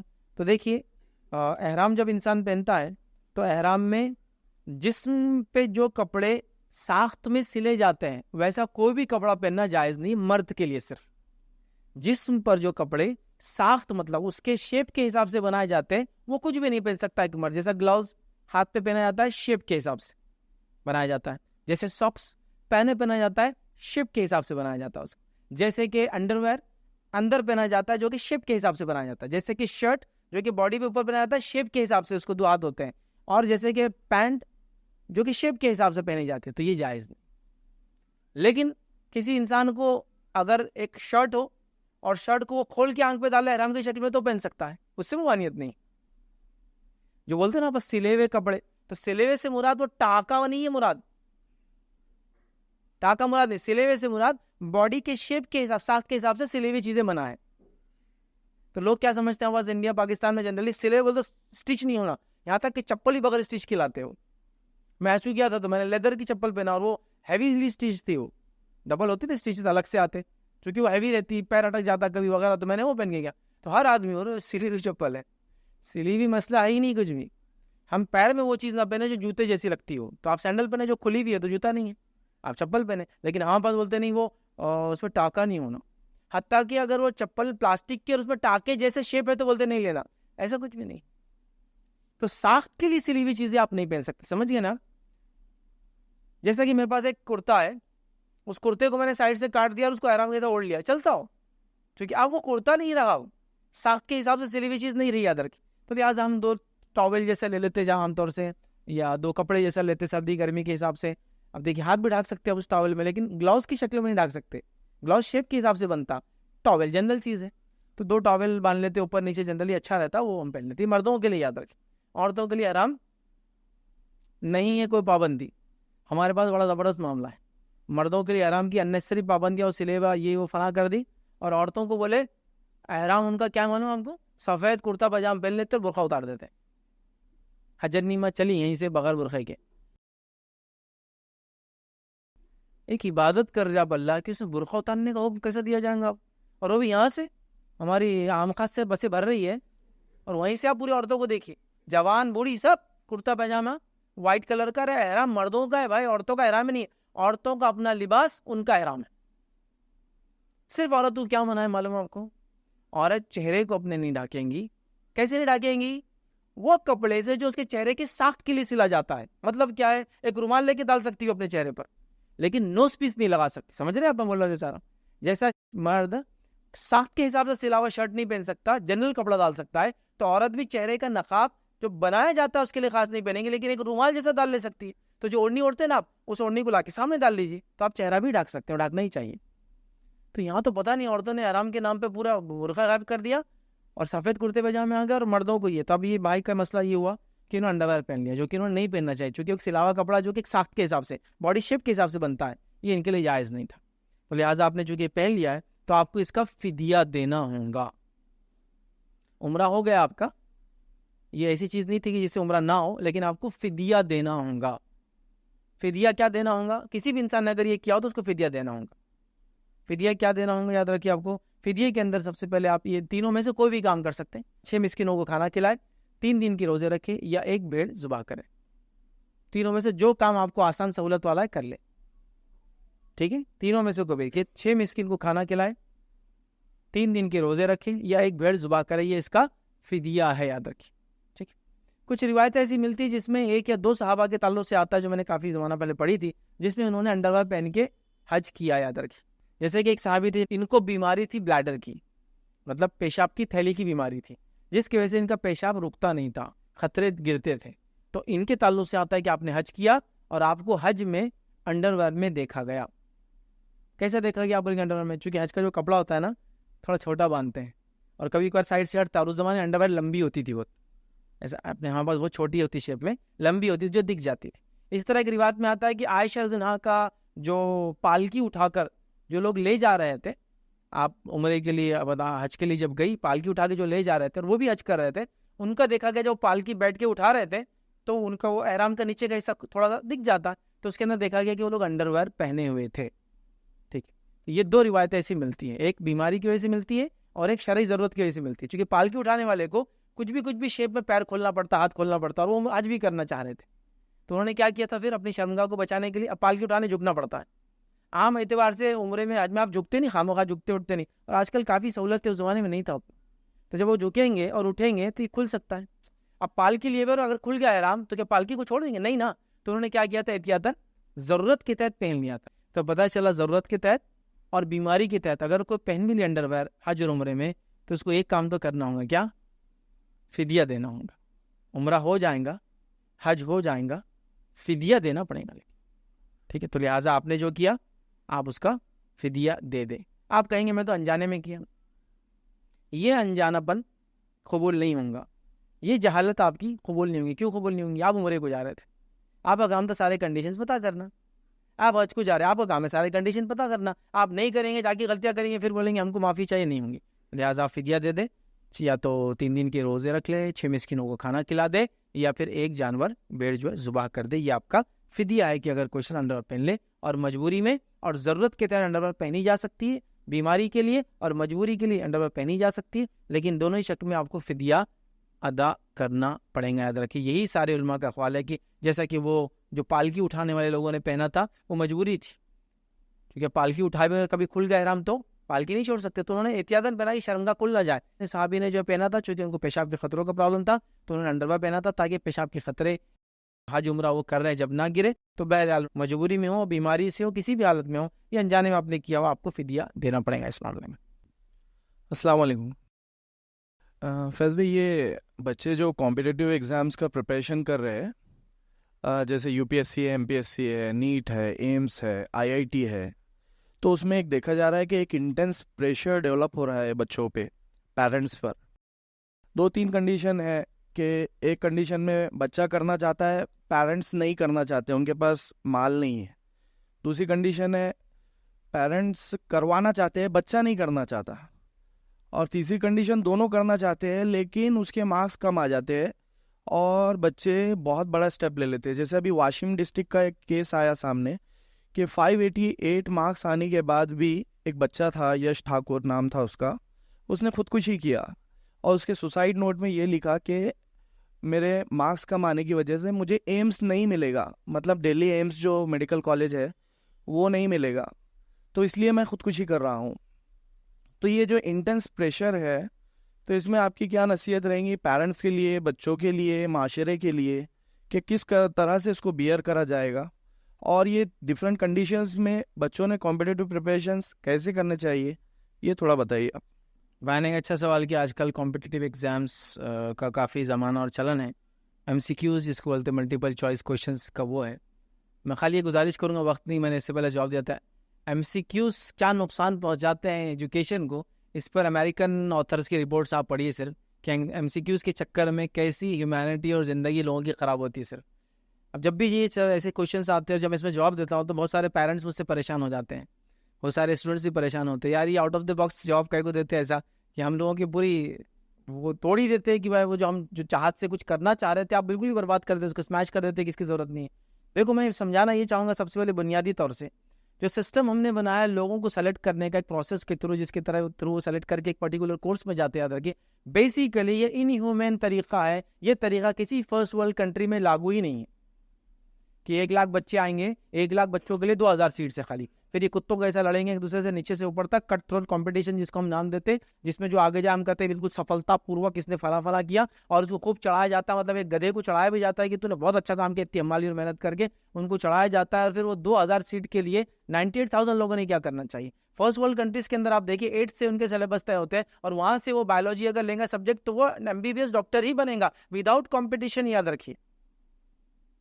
کیونکہ وہاں لوگوں کو ہپ کریٹ نہیں کی کسی کورس کی، چوائسز کی بنیاد پر وہ جو ہے جا رہے کورس، یہاں ہپ کی وجہ سے جا رہے، سمجھتے نا؟ مارکیٹ میں کیا چل رہا ہے، تو نیٹ چل رہا ہے ابھی، تو سب بس نیٹ ہی کرا رہے ہیں، پہلے CET تھا تو CET کرا رہے تھے، پھر وہ MHCET پتہ نہیں کیا تھا وہ کرا رہے، اب JEE میں اور اس کے اندر ایڈوانسز، دیکھیے یہ سب کرنا چاہیے، میں اس کے خلاف نہیں ہوں، لیکن میں بول رہا ہوں ہر آدمی کی کیپیسٹی اور کیپیبلٹی نہیں کی سب کرے۔ وہ آدمی جو اتنا مر پڑ کے جا رہا ہے اور اس حد تک جا رہا ہے کہ اپنے آپ کو ڈپریس کر لے رہا ہے، فائنینشلی اوور برڈن ہو جا رہا ہے، زندگی برباد کر دے رہا ہے، 4 سال سے ایگزامینیشن ریپیٹ کرنے میں ڈال رہا ہے، وہ یہ کیوں نہیں سوچ رہا ہے اس دنیا کے اندر لا تعداد کورسز ہے جو دنیا میں کروائے جا رہے ہیں۔ میں آپ کو بتا سکتا ہوں انڈیا جیسے ملک کے اندر BA کورس کی 1 سال کی فیس 18 لاکھ روپیہ ہے۔ ریپیٹ کروں پھر سے، انڈیا ہمارے ملک میں ایسے کالجز ہیں جب BA کی فیس 1 سال کی 18 لاکھ ہے، مطلب آپ کو 54 لاکھ روپے لگیں گے صرف BA پاس کرنے کے لیے۔ انڈیا کی بات کر رہا ہوں میں، اور وہاں آپ کا نمبر بھی لائیں گا آسانی سے، کیونکہ اتنا کمپٹیشن ہے اس BA کے بعد BA میں لگنے کے لیے جس کی کوئی انتہا نہیں۔ آپ سمجھ رہے ہیں؟ یورپ میں چل جائیے، امریکہ میں چل جائیے، آپ کو BA کے اندر 200 ڈگریاں ملیں گی، 200 ڈگریز۔ آپ کو سائنس کے اندر ایسا انگلیوں پہ گن سکتے، آپ کامرس میں انگلیوں پہ گن سکتے، کوئی ویلیو نہیں۔ Even BA in economics, BA commerce ان کا اسی کا پارٹ ہے، الگ سے کوئی کورس بھی نہیں ہے۔ اب یہاں ہمارے پاس ہم جہاں سے زندگی گزارتے ہوئے آئے وہاں کا پرابلم ہے، انگریزوں نے ہم کو جو دے کر گئے نا وہ اس کا پرابلم ہے۔ جب ملک آزاد ہوا تھا ہم کو بہت ڈاکٹرز کے اور انجینئرس کی ضرورت تھی، تو لوگوں نے نعرہ لگایا ڈاکٹرز چاہیے، انجینئر چاہیے۔ وہ نعرہ جو لگا 75 سال میں نعرہ بدلا ہی نہیں آج تک، ابھی بھی وہی نعرہ لگا، انجینئر چاہیے، ڈاکٹر چاہیے۔ سیٹس لمیٹڈ ہے، اگر 50 کالج کھول دیں گی گورنمنٹ اور 3000 کے بدلے 9000 سیٹ کر دیں گی تو اتنا کرپشن فیلڈ میں آ جائے گا کسی کو جاب نہیں ملنے والی، ڈاکٹرز پھر آپ کو گلی گلی ملیں گے، یہ ہو جائے گا۔ انجینئرس کا کیا حال ہوا؟ انجینئرنگ کالجز دھڑلے سے کھلنے لگے۔ ایک ہمارا شہر جو 1 ملین سمجھو سٹی پاپولیشن ہماری ہے، اس کے اندر جب 4 سے 5 انجینئرنگ کالج کھل گئے تو لوگ پریشان ہیں کہ انجینئرس کو جاب نہیں ہے، کیونکہ اب انجینئرس کو لیبر سے کمپیٹ کرنا پڑا جا کے ساتھ۔ تو وہ سسٹم تھا، جو ایک سسٹم تھا جس میں لیبر فورس تیار کی گئی، ہیلتھ کے لیے لیبر ورکرز تیار کیے ڈاکٹرز کی شکل میں، کارخانوں کو چلانے کے لیے انجینئرز تیار کیے گئے، ہم اسی مینٹالٹی سے آج بھی چل رہے ہیں۔ ہم لوگ دوسری طرف کیوں نہیں سوچ رہے ہیں؟ پھر اس کے لیے جو پریشر پیرنٹس پہ آ رہا ہے، جیسا کہ پیرنٹ چاہ رہے بچے نہیں کرنا اور بچہ نہیں چاہ رہا، تو یہاں تو پیرنٹس آگے نہیں بڑھنا چاہیے، یہ میری ریکویسٹ رہیں گی.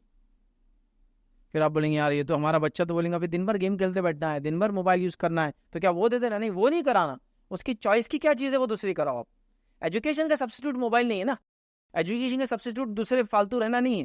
میں کہہ رہا ہوں اس نے کہہ رہا نیٹ نہیں کرنا چاہتا، لیکن وہ کیا کرنا چاہتا ہے اس فیلڈ میں اس کو کرانے کی آپ کوشش کیجیے. میں صرف یہ بول رہا ہوں جہاں بچے کرنا چاہتے ہیں پیرنٹس نہیں چاہتے چونکہ فائنینشیل نہیں ہے، تو میں کہوں گا بچوں کو پھر وہ ایسے ریسورسز تلاش کریں جہاں سے ان کو اسکیمز کیا ہوتے ہیں اور الگ الگ ہوتے ہیں نا گورنمنٹ کی اسکیمز، پرائیویٹ اسکیمز، وہ لائیں تاکہ اپنے پیرنٹس پر وہ فائنینشیل برڈن نہ بنے. اور الحمدللہ آج کل ایجوکیشن اس سینس میں کافی آسانی سے ہو رہا ہے چونکہ بہت ساری گورنمنٹ مائنورٹی اسکیم، یہ scheme, private scheme, institutions, N G Os جو ہے وہ کرے. جہاں پیرنٹس بھی چاہ رہے بچہ پڑھے، بچہ بھی چاہتا ہے بچہ پڑھے لیکن بچہ ایگزام پاس نہیں کر پا رہا، تو اس کا مطلب بچے میں وہ چیز کی صلاحیت نہیں ہے، اس کا کورس چینج کر دیا جائے. اور جہاں وہ بچہ جو اتنے اچھے مارکس لانے کے بعد بھی اس کو صرف ایک پرٹیکولر کالج نہیں ملا، اس نے خودکشی کی، یہاں اس بچوں کی کاؤنسلنگ کی بہت ضرورت تھی کہ اس نے ایسا اسٹیپ نہ لے. مطلب جو بھی بچے یہ نیٹ کے لیے جا رہے ہیں، JEE کے لیے جا رہے ہیں، اور ایڈوانس اور فلاں کے لیے جا رہے ہیں، اور UPSC کے لیے جا رہے ہیں، اور MPSC کے لیے جا رہے ہیں، اور اس کے علاوہ نہ جانے یہ اولمپیاڈ وہ فلاں، اور یہ امک وہ ڈمک، یہ انٹرنیشنل ایگزام وہ فلاں، میں ان سے گزارش کروں گا سب سے پہلے ان کی کاؤنسلنگ کی جائے. آپ ایک اچھے انسان بن کر جینے کے لیے پڑھ رہے ہیں. اگر یہ کورس کی وجہ سے آپ اگر خودکشی کا سوچ رہے ہیں تو اس کا مطلب آپ رانگ ڈائریکشن میں جا رہے ہیں. کیوں کر رہا ہے وہ آدمی کورس؟ کیوں جانا چاہ رہا ہے نیٹ کے لیے بچہ؟ اس لیے کہ وہ ایک اچھا انسان بن کے جیے، ڈاکٹر بن کے جیے نا، اچھا انسان، سماج کو کچھ دے. آپ مرنے کی بات کیسے کر سکتے اگر نہیں دے؟ کیا سماج کو ڈاکٹر وہ نہ بنے ایمس میں تو کیا دنیا کو دوسری جگہ خدمت نہیں کر سکتا تھا بچہ ہمارا؟ کر سکتا ہے، اس کی کاؤنسلنگ نہیں ہوئی. لیکن کبھی کبھی پیرنٹس بھی ایسا پریشر ہوتا ہے تم کو یہ کرنا ہے، یہ اچیو کرنا ہے، پیچھے تم کو سوچنا نہیں ہے، اپنی کشتیوں کو جلا دو اور کود جاؤ سمندر میں سے نکل کے زمین پر، اب تم کو واپس نہیں جانا ہے. اب بچے کو لگتا ہے اتنا موٹیویٹ کر دیا پیرنٹس نے، اب مرنا ہی میرے لیے سولوشن ہے، یا تو یہ اچیو کروں گا یا تو میں کلف سے نیچے گروں گا، مطلب دونوں میں سے بس کوئی چارہ نہیں. مطلب یا تو کلف اس کے ہل کے ماؤنٹین کے پیک پر جاؤں گا یا پیک سے کودوں گا، دونوں میں سے بس کوئی چارہ نہیں. ایسا مت کیجیے. اور یہ بڑھتا چلا جا رہا ہے. یہ MCQs جو ہے نا، یہ ایک جال ہے، یاد رکھیے. جو ہمارے چند بچوں کی، چند نہیں لاکھوں بچے اس میں جاتے ہیں اور چند بچے اس سے نکل کے آتے ہیں چنی سے. یہ طریقہ ایگزامینیشن کا کبھی بھی صحیح نہیں تھا. فرسٹ ورلڈ کنٹریز میں دیکھیے کیسے وہ بچوں کو پڑھاتے ہیں. ہر بچہ جو اس کی چوائس کی چیز ہے وہ کر رہا ہے. میرا UK جانا ہوا، میں نے چند لوگوں کو UK میں گریجویٹ پایا، چند لوگوں سے انگلی پہ گن سکتا ہوں گریجویٹ تھے، میکسیمم 12th. چونکہ 12th کرنے تک کمر ٹوٹ جاتی ہوں. ایجوکیشن لیول بہت ہائی ہے، کرپشن نہیں ہے، ہر آدمی اپنی چوائس کی چیزیں 8 سے کرتے ہوئے آ رہا ہے. تو آلریڈی 4 ایئرس میں اتنا سیکھے ہوئے ہوتے ہیں کہ ہائی ایجوکیٹڈ ہوتے ہیں. گریجویشن جو ملیں گا مطلب بہت پیسہ تھا اس کے پاس. اب ہمارا حال تو یہ ہے، BSc LLB BGL BA 4 خالی گریجویشن، 3 پوسٹ گریجویشن لے کے جا رہے. اپنے کو شرم آ رہی تھی بولنے کو، کوئی ڈگری نہیں ہمارے پاس.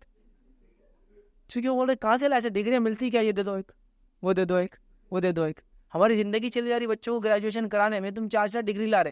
اب ان کو کیا ہونا، 2 ہزار روپے میں کی گریجویشن ہے ہمارے پاس، 2000 ہی فیس ہے نا EBC کے ساتھ. بس بھر دیا ہوگا گریجویٹ، 200 روپے پہلے سال کی، 200 روپے دوسرے سال کی، 300 روپے تیسرے سال کی. بس باقی جوتے ووتے گاڑی کا خرچہ تھا، باقی پڑھائی کا تو کچھ نہیں تھا، اور پڑھنا بھی کچھ نہیں تھا، سوچنا تھا، خالی گھومنا پھرنا تھا، کینٹین میں بیٹھنا تھا. تو ریئل پڑھتے ہیں وہ 12 تک پڑھ رہے ہیں. ڈگری کی وجہ سے آدمی چھوٹا بڑا بھی نہیں ہوتا. وہاں کسی کام کو چھوٹا بڑا بھی نہیں سمجھتے، وہ سمجھیے ان چیزوں کو. یہاں چونکہ لوگوں نے چھوٹا بڑا، وہاں نہیں پڑھوں گا تو میرا لیول کم ہوں گا، میں ایمس میں نہیں جاؤں گا، دوسرے سے کروں گا تو میرا MBBS نہیں ہوں گا. کوئی چھوٹا بڑا نہیں سمجھتا. میں آپ کو مثال دیتا ہوں. میں ایک جگہ گیا، کیمبرج میں میرا ایک پروگرام تھا. کیمبرج یونیورسٹی ہے، کیمبرج میں میرا ایک پروگرام تھا. وہاں میں کیمبرج وزٹ کیا. جب کیمبرج میں وزٹ کیا تو وہاں مجھے ہم لوگ جو UK کی ٹیکسیز ہوتی ہے، لندن کی جو ٹیکسیز ہوتی ہے وہ اسپیسیفک ہوتی ہے. ہماری جو ایمبیسیڈر کار ہوتی ہے نا، اس ٹائپ کی ہوتی ہے، بہت بڑی ہوتی ہے، عجیب و غریب بڑی رہتی. وہ پتہ نہیں کس زمانے سے چالو ہے وہ ٹیکسیز، ویسی ہی رہتی ہے بالکل. تو وہ ٹیکسیز میں ہم بیٹھے تو وہ پیچھے بند رہتا، تھوڑا سا ایک حصہ رہتا جہاں سے ڈرائیور دیکھتا پیچھے، خالی ایک پرائیویسی کے لیے انہوں نے بند رہتی ہے بیچ میں ٹیکسی. ڈرائیور ڈائریکٹ دیکھ نہیں سکتا پیچھے کون بیٹھا ہے، ٹھیک ہے. اور آدمی بالکل بیٹھتا، دروازے کھلتے اسپیشل ڈھنگ سے، ادھر اور ادھر سیٹ رہتی اسی ٹیکسی میں، آگے سیٹ رہتی. تو ہم بیٹھ کے جانے لگے. ہم پھر وہاں گئے، ایک ہی جگہ جا کے وہ آدمی نے ہم کو ڈراپ کر دیا. کیمبرج میں ہی، ادھر سے یونیورسٹی کے ایک اینڈ سے دوسرے اینڈ گئے ہم سٹی میں، انہوں نے ہم کو ڈراپ کر دیا.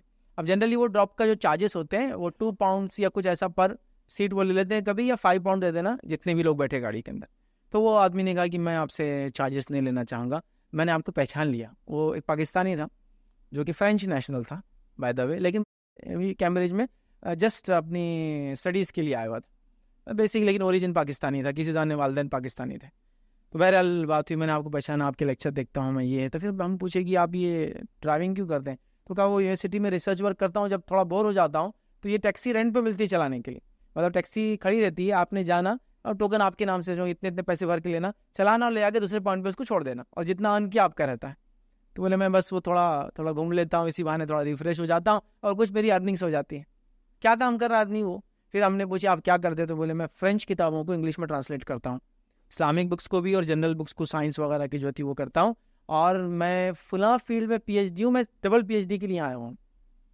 उसका सेकेंड PhD था, सेकेंड टाइम डॉक्टरेट करने के लिए वहाँ आया हुआ था। और क्या चला रहा है आदमी? टैक्सी गाड़ी। क्या के लिए चला रहा है? फ्रेश होने के लिए, रिफ्रेश। फिर वहाँ से हम गए केम रिवर पर गए, जिसके ऊपर एक ब्रिज डाले थे, उसका एरिया का नाम होगा केम ब्रिज। तो केम रिवर के अतराफ पूरे कॉलेजेस हैं। तो बोले हाँ घूमेंगे। रिवर में पंटिंग कराते हो, मतलब वो नदियाँ गहरी नहीं होती, तो वो एक लंबा डंडा होता है जिसको ज़मीन पे लगा के कश्ती को आगे बढ़ाते हैं। वहाँ हमने चार्जेस पे किए। वहाँ 2 लोग हमको गाइड कर रहे थे, एक आदमी पोलैंड का था, एक आदमी जो किसी और कंट्री का था, ये रखा, और हम वो गाइड कर रहे थे। यहाँ ऐसा था, ये बिल्डिंग ये बनी थी, कॉलेज का सैर कर रहे ना हम लोग। ये ब्रिज था जिसके नाम से केम रिवर भी बना, इसका केम ब्रिज बोलना शुरू कर रहे थे एरिया के। हम वो लोग देखते जा रहे। जब वो आदमी से मैंने पूछा कि वो उसकी क्वालिफिकेशन क्या है, वो यहाँ क्या करता है, तो आपको पता उसकी क्वालिफिकेशन क्या थी? वो हिस्ट्री के अंदर जो है PhD था वो। और क्या कर रहा है मालूम? वो चला रहा है, वो चप्पू चला रहा नाव का। तो मैंने कहा ये आपका फुल टाइम जॉब है? तो कहा ये मेरा फुल टाइम जॉब है। तो मैंने कहा तुम यहाँ पोलैंड से इसी के लिए आओ? मैं इसी के लिए आया हूँ। तो रिवर में पंडिंग करने को उसके नजदीक छोटी जॉब नहीं है। तो हमारे पास जो एजुकेशन में कास्ट सिस्टम हमने क्रिएट किया है ना, कास्ट सिस्टम ही है ना, MBBS BA। कहाँ हो? मेरा BA वाला भाई दिख रहा ही नहीं, कहाँ है? BA कोई डिग्री है कि कोई? खुदकुशी कर लेते ज़्यादा अच्छा होता तुम्हारे लिए। ये हमारा मिजाज है। तो कास्ट सिस्टम है हमारे पास डिग्रीज के अंदर। एजुकेशन इंसान को आगे बढ़ाना चाहिए, एजुकेशन इंसान को पीछे खींचना चाहिए? मुझे बताइए। एजुकेशन ने मेंटली आपको डेवलप करना चाहिए और एक अच्छा ह्यूमन बीइंग बनाना चाहिए। एजुकेशन ने आपको इतना वीक और इमोशनली इतना सेंसिटिव बना देना चाहिए कि एक चीज़ अगर आपके पसंद की ना हो तो अपनी जान ले ले। तो मैं कहूँगा बच्चों से, देखो आप कॉम्पीट कीजिए नीट में, JEE के अंदर, आप UPSC MPSC एक से कॉम्पिटिटिव एग्जाम में जाइए, लेकिन आप में वो स्किल सेट पैदा कीजिए, अपने आप पे भरोसा कीजिए, उसके बाद वो एग्जाम क्रैक करने की कोशिश कीजिए। आप ना कर पाए तो वो आपका एंड नहीं है, वो आपकी स्टार्ट है कि आपने एक एक्सपेरिमेंट से शुरू किया, जो आप क्रैक नहीं कर पाए, आप किसी दूसरे फन और फील्ड में जाए। आप ये क्यों समझे दुनिया मेरे लिए खत्म हो गई, इसके अलावा दुनिया में कुछ नहीं है? और पूरी दुनिया भेड़ बकरियों के जैसा ऐसी फील्ड नहीं भाग रही। मैं क्या बताऊँ आपको, भेड़ बकरियों के जैसा भाग रही। मुझे MBBS करना है, मुझे इंजीनियरिंग करना है, भाई इसके अलावा क्या दुनिया में कुछ नहीं है इसके अलावा। मैं क्या कह रहा हूँ, दुनिया के सारे फायदे उठाते हुए अगर MBBS भी कर सकते हो ना तो करो। पूरी दुनिया को तर्क करके, सारी नेमतों को बाला ताख रख के, दीन को पीछे छोड़कर तुम डॉक्टर भी बने तो क्या बने, क्या बने? जैसे मिसाल के तौर पर मैं एक ब्रिलियंट स्टूडेंट हूँ और मेरे लिए MBBS का एग्जाम क्रैक करना, नीट क्रैक करना बाएं हाथ का खेल है। मैं दुनिया के सारे फायदे उठाते आ रहा हूँ, रिश्तेदारियां कायम रखते हुए आ रहा हूँ, नमाजें पढ़ रहा हूँ, दीन के लिए वक्त लगा रहा हूँ, लोगों से सोशल गैदरिंग से मिल रहा हूँ, आम इंसानों जैसा जी रहा हूँ, और साथ में मैं 2-4 घंटे पढ़ता हूँ और मैं नीट क्रैक कर दिया। फिर मैंने MBBS में एडमिशन लिया, मेरे फ्रेंड सर्कल भी है, मेरी हॉबीज भी कंटिन्यू हो रही है, मैं नए नए काम भी करता हूँ, मैं घूमता फिरता भी हूँ और मैं MBBS भी पास कर रहा हूँ। ये आप ही के लिए कोर्स था, ये मुबारक, आगे बढ़िए। अब मैं MBBS के लिए जा रहा हूँ, MBBS के लिए जा रहा हूँ तो 8 से मेरे सोशल कनेक्शन पूरे कट हो गए। मैं किसी शादी में नहीं जाता हूँ, किसी ब्याह में नहीं जाता हूँ, किसी से मिलता नहीं हूँ, मैंने दुनिया को कुछ नहीं देखा, मैं किसी से मिलता नहीं, मैं हाथ नहीं मिलाता हूँ। मुझे अब 10th के बाद को हाथ मिला बोले तो हाथ काँप रहा मेरा, क्योंकि मेरे को आदत नहीं आती, मैं किसी से मिलता नहीं हूँ। फिर मैं 12th तक गया तो सबने बोले तुम घोड़े जैसा चलो, बस ये ऐसे लगा के चलो, कुछ मत देखो, इधर कुछ नहीं, उधर कुछ नहीं, ये कुछ नहीं, दुनिया में कोई तुम्हारे लिए फायदे की चीज़ नहीं हो सकती। एक चीज़ है तुम्हारा एम, कि तुम एक सफ़ेद कपड़े में खड़े रहोगे और गले में तुम्हारे जो है एक सांप लटका हुआ रहेगा, बस नहीं वो स्टेथोस्कोप लटका रहेगा, बस ये तुम्हारा एम है। बस उसको वही दिख रहा था, हमने स्टेथोस्कोप लटका हुआ, मैं शर्ट के अंदर खड़ा हुआ और लोग डॉक्टर साहब बोल रहे हैं और वो उसी तरफ भाग रहा है। फिर उसने कोई सोशल कनेक्ट नहीं रखा, उसने 12th किया, उसके बाद नीट क्रैक किया, उसने दुनिया का कोई फायदा नहीं उठाया। वो ट्रेन में जा रहा था, उसके बाद वो नदी समझ में नहीं आता, सामने बैठे हुए अंकल दिखते नहीं उसको खाली उनकी किताबें, फटी हुई किताबें उड़ रही इधर से उधर। उसने पूरी दुनिया, पूरा अपना सब कुछ दाव पे लगा दिया। फिर उसने MBBS कर लिया, फिर MBBS क्रैक हो गया, उसके बाद वैसे ही भागता रहा, चूंकि उसको कमाना है ना, 2 करोड़ रुपये खर्च हो चुकी है, वो निकालना है, अब किडनी से निकालो, کلیجے بیچ کے نکالو, ایکسٹرا آپریشن کر کے نکالو, فیسز لکھ کے نکالو, یہ کرو وہ کرو, وہ بھاگ رہا ہے, اس کے بعد اس کو گھر بنانا ہے, اس کو ایک شادی کرنا ہے, پوری زندگی کے بعد جب بیٹھیں گے نا تو لیں گے ہر چیز کھوتا ہوا یہاں تک پہنچائے ہو.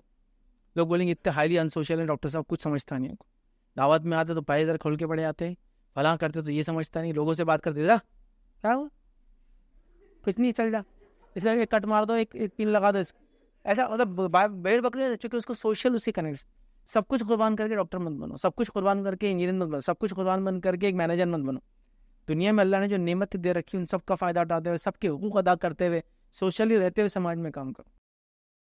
میں ایک تجربے کی بات بتاتا ہوں, ٹھیک ہے. تجربے کی بات یہ ہے کہ آپ پڑھائی میں چاہے جتنے بھی اچھے ہو, اگر آپ سوشلی اچھے نہیں ہیں تو دنیا میں کچھ نہیں کر پاتے. اور جو لوگ سوشلی اچھے ہیں اور پڑھائی میں چاہے کیسے بھی رہو, وہ دنیا میں کچھ کر کے جاتے ہیں. سوشل کنیکٹ جن کے اچھے رہتے ہیں. دیکھیے آپ بچوں کو, جن لوگوں میں گھل مل کے رہنا چاہتے ہیں بہت کچھ کر لیتے ہیں. میں ایسے لوگوں کو جانتا ہوں, میں کسی کو برا نہیں کہہ رہا ہوں. میں یہ بھی کہنا چاہ رہا ہوں آپ کا ایٹ دا سیم ٹائم کہ آپ اگر ڈاکٹر بنیں گے تو آپ زیادہ کمائیں گے, چھوڑ دیجیے. آپ انجینئر بنیں گے, زیادہ کمائیں گے, چھوڑ دیجیے. میں آپ سے سوال کرتا ہوں, ڈاکٹر بن کے, انجینئر بن کے, جس دواخانے میں آپ کام کر رہے ہیں اس کو چلانے والا کون ہے؟ ایک بنیا چلا رہا اس کو, جو کبھی کالج نہیں گیا, ہاں وہ نہیں کبھی پڑھا لکھا نہیں کچھ بھی. ایک ہمارا جو ہے مارواڑی بھائی چلا رہا, جس کو کچھ نہیں آتا, اس کا پیسہ تھا, انہیں بولا تم 4 ڈاکٹر ہے, تم یہ کام کرو, میں پیسہ لگاتا. اور انہیں ایک ملٹی اسپیشلٹی ہاسپٹل کھول دیا اور برانچز ڈالتے چلا جا رہا. تو آپ ڈاکٹر کو وہ چلا رہا. آپ دیکھو نا آپ کیا کریں. ہمارے پاس جو چیز کی کمی ہے, کیا معلوم آپ کو, کریٹیو تھنکنگ, کریٹیوٹی پر, کریٹیکل تھنکنگ کوئی دھیان نہیں دے رہا. یہ آپ میں پیدا ہونا ہی نہیں چاہیے, کبھی بھی یاد رکھو. آپ ڈاکٹر بنو, اچھے انجینئر بنو, UPSC بھی کر, آپ کے اندر وہ صلاحیت نہیں پیدا ہونا چاہیے جو ایک فری تھنکنگ مائنڈ والی ہوتی ہے. وہ کریٹیوٹی کو ختم کرنے کے لیے پورے سسٹمز ہمارے کام کر رہے ہیں, جس کے نتیجے میں اگر یہ نہ ملا تو وہ بچے ہمارے سمجھ رہے ہیں کہ ختم ہو گئے. دنیا بہت بڑی ہے بچوں, کرنے کے لیے بہت کام ہے. میں یقیناً یہ بھی آپ کو کہہ رہا ہوں کہ آپ نیٹ کے لیے جاؤ, اس کو بھی کریک کرو. اگر اللہ نے آپ کو صلاحیت دیا, پیسہ دیا, حالات دیا, بالکل جاؤ. افسوس نہیں ہونا تم کو زندگی میں کہ میں نے یہ نہیں کیا. لیکن یہ بات بھی میرے ایٹ دا سیم ٹائم یاد رکھو, یہی دنیا نہیں ہے, یہ تو ایک حصہ ہے دنیا کا. ایک کورس کی بات کر رہے ہیں یار, ایک کورس, صرف ایک فیکلٹی کے اندر. صرف دنیا اتنی بڑی ہے اور اتنے کورسز ہیں آن لائن. آپ دیکھیے کیا کیا نہیں چل رہا آج کل. ایمان آپ کو AI کے جو جتنے ٹولس وغیرہ آ رہے ہیں وہ کتنے ایڈوانس بڑھ, مطلب کتنے لوگوں کی جاب ویسی کھانے والے یہ لوگ, اور کتنے سارے کام کو ایسا آسان کرنے والے جس کی کوئی مطلب کوئی انتہا نہیں یاد رکھی. Machine learning, data mining, AI, اور ابھی ٹیکنالوجی سے آ ہی رہی ہے, ابھی تو یہ اسٹارٹ ہے اس کا. اور جو کارنامے وہ انجام دے رہے ہیں, آپ سوچیے کیا. تو آپ کے لیے بہت کچھ ہے دنیا میں. ہاں آپ کا پیشن ہے میڈیکل میں جانا, آپ بالکل جائیے, بالکل جائیے, کوئی مسئلہ نہیں. میں اس سے نکلا, آپ کا پیشن انجینئر بننا, آپ بنیے. میں کہہ رہا ہوں اس سے بڑھ کر آپ ایک تھنکر بنیے. آپ کریٹیکل تھنکنگ کے ساتھ, کریٹیوٹی کے ساتھ ڈسکوریز کیجیے, ہے نا. آپ چیزوں کو نکالیے, انوینشنز آپ کیجیے. آپ وہ لوگ بنیے جو چیزوں کو چلانے کا دماغ رکھتے ہیں. آپ وہ لوگ بنیے جو لیڈرز ہوتے ہیں. آپ وہ لوگ بنیے جو چیزوں کو مینیج کرتے ہیں. آپ یہ کیوں بھول جا رہے ہیں کہ آپ صرف ایک کر کے ایک سسٹم کا ایک ورکنگ پارٹ کیوں بن رہے ہیں. آپ وہ بنے جو آپ چلاتے ہیں. یوروپ اور امریکہ میں آپ کو ڈاکٹرس نہیں ملیں گے. پورے دنیا کو ہم ہی یہاں سے دے رہے ہیں, انڈیا پاکستان سے دے رہے ہیں. بنگلہ دیش سے بھی آ رہے ہیں اب تو ڈاکٹرس. معلوم آپ کب لوگ جاتے بنگلہ دیش سے سیکھ کے آ رہے ہیں, چونکہ یوروپ میں تھوڑا مہنگا پڑتا ہو. یہاں سیکھ کے آ رہے ہیں, اگر نمبر انڈیا میں نہیں لگا تو وہ پوری کھیپ ان کو مل رہی ہے. وہ لوگ کیوں نہیں بن رہے doctors, doctors in the sense MBBS doctors. وہ لوگ کیوں نہیں بن رہے یار انجینئرس. وہ کیا کر رہے ہیں, تو ایسا کچھ تو بھی کر رہے ہیں کہ وہ سوچ کے پریشان ہو رہے ہیں کہ یہ کیا کر رہا ہے, یہ کیا کر رہا ہے, ہم سوچ کے پریشان ہیں اس کو. ایک ساتھ ایک کلاس میں لوگ پڑھ رہے ہیں اور سب کی ڈگریز الگ الگ مل رہی ہیں ان کو. کیسے ہوتا ہے یہ؟ تو دنیا ایسی یاد رکھی, نیو ایجوکیشن پالیسیز یہ سب چیزیں لا رہی یاد رکھی. تو لہٰذا میں بچوں سے گزارش کروں گا, صلاحیت اللہ نے دیا ہے آپ کو, بالکل یہ ایگزامینیشن نیٹ کے لیے جائیے, JEE کے لیے جائیے, ایڈوانسز کے لیے جائیے, اس کے لیے جائیے, اس کے لیے جائیے, سب جائیے. اگر آپ میں صلاحیت نہیں ہے تو آپ کے پاس کئی چوائسیز ہیں, کئی فیلڈس ہیں, یاد رکھیے, اندازہ لگائیے. میں آپ کو بول رہا ہوں پریکٹیکلی, میں نے فلاں کورسز کیا اور اس کے بعد میں کیا بنا, ایک بزنس مین اور ایک پبلک اسپیکر. تو اگر مجھے 8 سے پبلک اسپیکنگ کچھ اسکلس اگر کوئی ڈیولپ کر دیتا تو 8, 9, 10 گریجویشن پبلک اسپیکنگ میں کرتا ہوں, اور اس کے بعد آ کے کھڑا ہوتا. تو میں نے جو فیلڈ میں کام کر رہا ہوں, میرے اس میں بس ڈگری نہیں ہے اس کی. میں کئی انجینئر سے بات کر رہا ہوں, آپ انجینئرنگ ہے, کیا کریں, soft where development. Engineering, soft ware engineering کی, اب نہیں mechanical engineer, soft where development کر رہے ہیں آپ, میکینیکل انجینئرنگ. ہاں اس سے میرا دماغ تھا. آپ سمجھے؟ تو یہ سب ہو رہا ہے. تو میں کہوں گا ویریس فیلڈ ہے. ایگزام دینا, ایگزام میں جانا, کوئی ایم رکھنا بری چیز نہیں ہے, بٹ اس طرح سے آپ وہ مت کیجیے کہ جو فیلئرس ہو رہے ہیں نا. پیرنٹس سے گزارش کروں گا, بچوں میں صلاحیت نہیں ہے تو اسے مت ڈالیے. بچوں سے گزارش کروں گا, پیرنٹ کے فائنینشیل اسٹیٹ کنڈیشن نہیں ہے تو فائنینشیل ریسورسز تلاش کیجیے, پھر کیجیے, ورنہ ان کے لیے بہت برڈن ہوتا ہے. اور جب دونوں مل کے کر رہے اور آپ کچھ نہیں کر پا رہے تو میں کہوں گا فیلڈ چینج کرنے کی ضرورت ہے. لیکن جب بھی میں یہ بات کرتا ہوں, بہت سارے پیرنٹس وہ کرتے, فیض بھائی بچہ تیاری کر رہا تھا, آپ کا لیکچر سنا, کچھ اور کام میں لگ گیا. پھر میں اپنے آپ کو کوپ بھی کرتا ہوں, نہیں بولنا چاہیے, لیکن میں روک بھی نہیں پاتا ہوں, کیونکہ میں جانتا ہوں وہ الٹیمیٹ ڈیسٹینیشن ہیومینٹی کا نہیں کہ ڈاکٹر ہی بنے. میں آپ کو بتاتا ہوں, لوگوں نے میڈیکل کیا اور اس کے بعد جو فیلڈ میں ایکسل کر سکتے تھے اس میں گئے. میں ایسے کئی ڈاکٹرس کو جانتا ہوں جو پریکٹیشنرز نہیں ہیں, لیکن آج انہیں ایجوکیشن انسٹیٹیوٹ چلا رہے, چونکہ انہیں وہ صلاحیت تھی مینیج کرنے کی ایجوکیشن انسٹیٹیوٹس. آج وہ فیلڈ سے کچھ بھی نہیں کرتے. ایسے کئی ڈاکٹرز کو جانتا ہوں ریئل اسٹیٹ کے بزنس میں اور کنسٹرکشن لائن میں لگے ہیں, آج 10 کروڑ کماتے ہیں, یاد رکھیے. ان کی فیلڈ سے شاید نہیں تھا. تو یہ شوق الگ چیز ہوتی ہے. ڈگری آن کیجیے, میں اس کو برا نہیں کہہ رہا ہوں, لیکن اس کے لیے اتنا کہ آپ اپنی جانیں لے رہے ہیں, زندگیاں برباد کر رہے ہیں, والدین کو پریشان کر دے رہے ہیں, ڈپریس لائف گزار رہے ہیں, کئی سال ویسٹ کرنے کے بعد پتہ نہیں وہ جو جھوٹے موٹیویشنل اسپیکر ہے اتنا چڑھا دیتے ہیں ان بچوں کو, بس پیچھے پلٹنا نہیں ہے تم کو, بس یہی آخری بس یہی ہے تمہارا. اتنا چڑھا دیا اس کو کہ واقعی میں اس نے پلان بھی بنایا نہیں. ابھی حال میں ایک صاحب بتا رہے تھے, میں نے اپنے بچی کو بولا کہ بیٹا پلان بھی ہونا چاہیے, تو بولے یہی کمزوری ہے, بولے پیرنٹس کی, پلان بھی, نو پلان بھی. ان کے والد گھبرا کے, بیٹا پھر؟ بولے بس پلان اے, نو بی. مطلب بولے اب یہی کرنا ہے. بولے کیوں؟ وہ موٹیویشن اسپیکر نے. بولے یہ کون سا موٹیویشن ہے؟ انبیاء علیہ الصلوۃ والسلام جیسی ذاتی پلان بھی رکھتی تھی اپنے ساتھ. نبی اکرم صلی اللہ علیہ وسلم جنگ میں ہے, پلان اے کنفرنٹ کرنا ہے, کون سی؟ عہد کے اندر. پلان بی پیچھے سے کوئی آیا تو آلریڈی تیار ہے لوگ کھڑے ہوئے, کہ اگر وہ پیچھے سے کوئی اٹیک کرتا ہے تو 50 آرچرز کھڑے ہوتے نا عہد کے اوپر, جو ہٹ گئے تھے بعد میں. وہ پلان بی تھا نا, چونکہ مشرکین پلان بھی بنانے والے تھے, وہ تو اپنا پلان بھی ہے کہ وہاں 50 لوگ لڑیں گے نہیں جنگ میں, وہاں کھڑے رہیں گے. پلان بھی ہر وقت تھا. پلان سی بھی تھے کہیں کی جگہ. قرآن نے کہا کہ جب جنگ کے اندر تم پلٹ کے نہ بھاگو, لیکن جب تمہاری اگر پالیسی ہو پلٹ کے بھاگنا تو بھاگنے میں کوئی حرج نہیں. مطلب تمہارا یہ پلان ہی ہو کہ ہم پہلے جنگ لڑیں گے اور ایسا بتائیں گے ابھی کو کر بھاگیں گے سب, پھر دشمن جب اندر آ جائیں گا ایک چھوٹی جگہ میں فلاں, تو وہاں ان کو سمجھیں گے نا. پلان بھی تو وہاں بھی تھا. بھاگنے کے حد تک بھی پلان بھی بنا سکتے آپ کی جنگ کا میدان چھوڑ کے بھاگ رہے, تاکہ دشمن لوگ ہم جیت گئے, پھر وہ خوشیاں مناتے یا آپ کے پیچھے لگتے اور پھر آپ ان کو پیچھے سے ٹریپ کر لیتے. تو پلان بھی ہر جگہ تھا. تو یہ جھوٹی موٹیویشنل جو چیزیں آ رہی ہیں نا, یہ بہت ڈینجر ہے, یاد رکھیں. وہ بچوں کو اس طرح کر رہی ہے, اور وہ ہمارے بھائی کا یا اس بچے کا اس طرح سے اپنی جان لینا ہی بہت غلط تھا. بچوں سے گزارش کروں گا, دیکھو دنیا میں آپ کو جو چاہتے تھے اگر نہیں بھی ملا تو آپ کی خود کی جان لینا یہ آپ کا کام نہیں ہے. آپ کے جان کی آپ مالک نہیں ہے. یہ باڈی جو آپ کو دی نا, آپ اگر مسلمان نہیں بھی ہے, جس مذہب کو مانتے ہیں, جو دینے والا, جو آپ بنانے والا سمجھتے ہیں, جو کریٹر سمجھتے ہیں, یہ اس کی امانت ہے. مجھے حق نہیں ہے اس کو لینے کا. میرا کام ہے کہ میں سچویشن سے لڑوں اور جیوں. اور نیٹ کیا تھا؟ ایک ایگزام تھا نا جس نے آپ کو اسٹرگل سکھایا, تو وہ آپ مر کیسے رہے؟ اسے تو آپ کو اسٹرگل سکھانا چاہیے تھا. سب سے ہارڈسٹ پارٹ کے اندر بھی آپ نے اسٹرگل کرنا چاہیے تھا.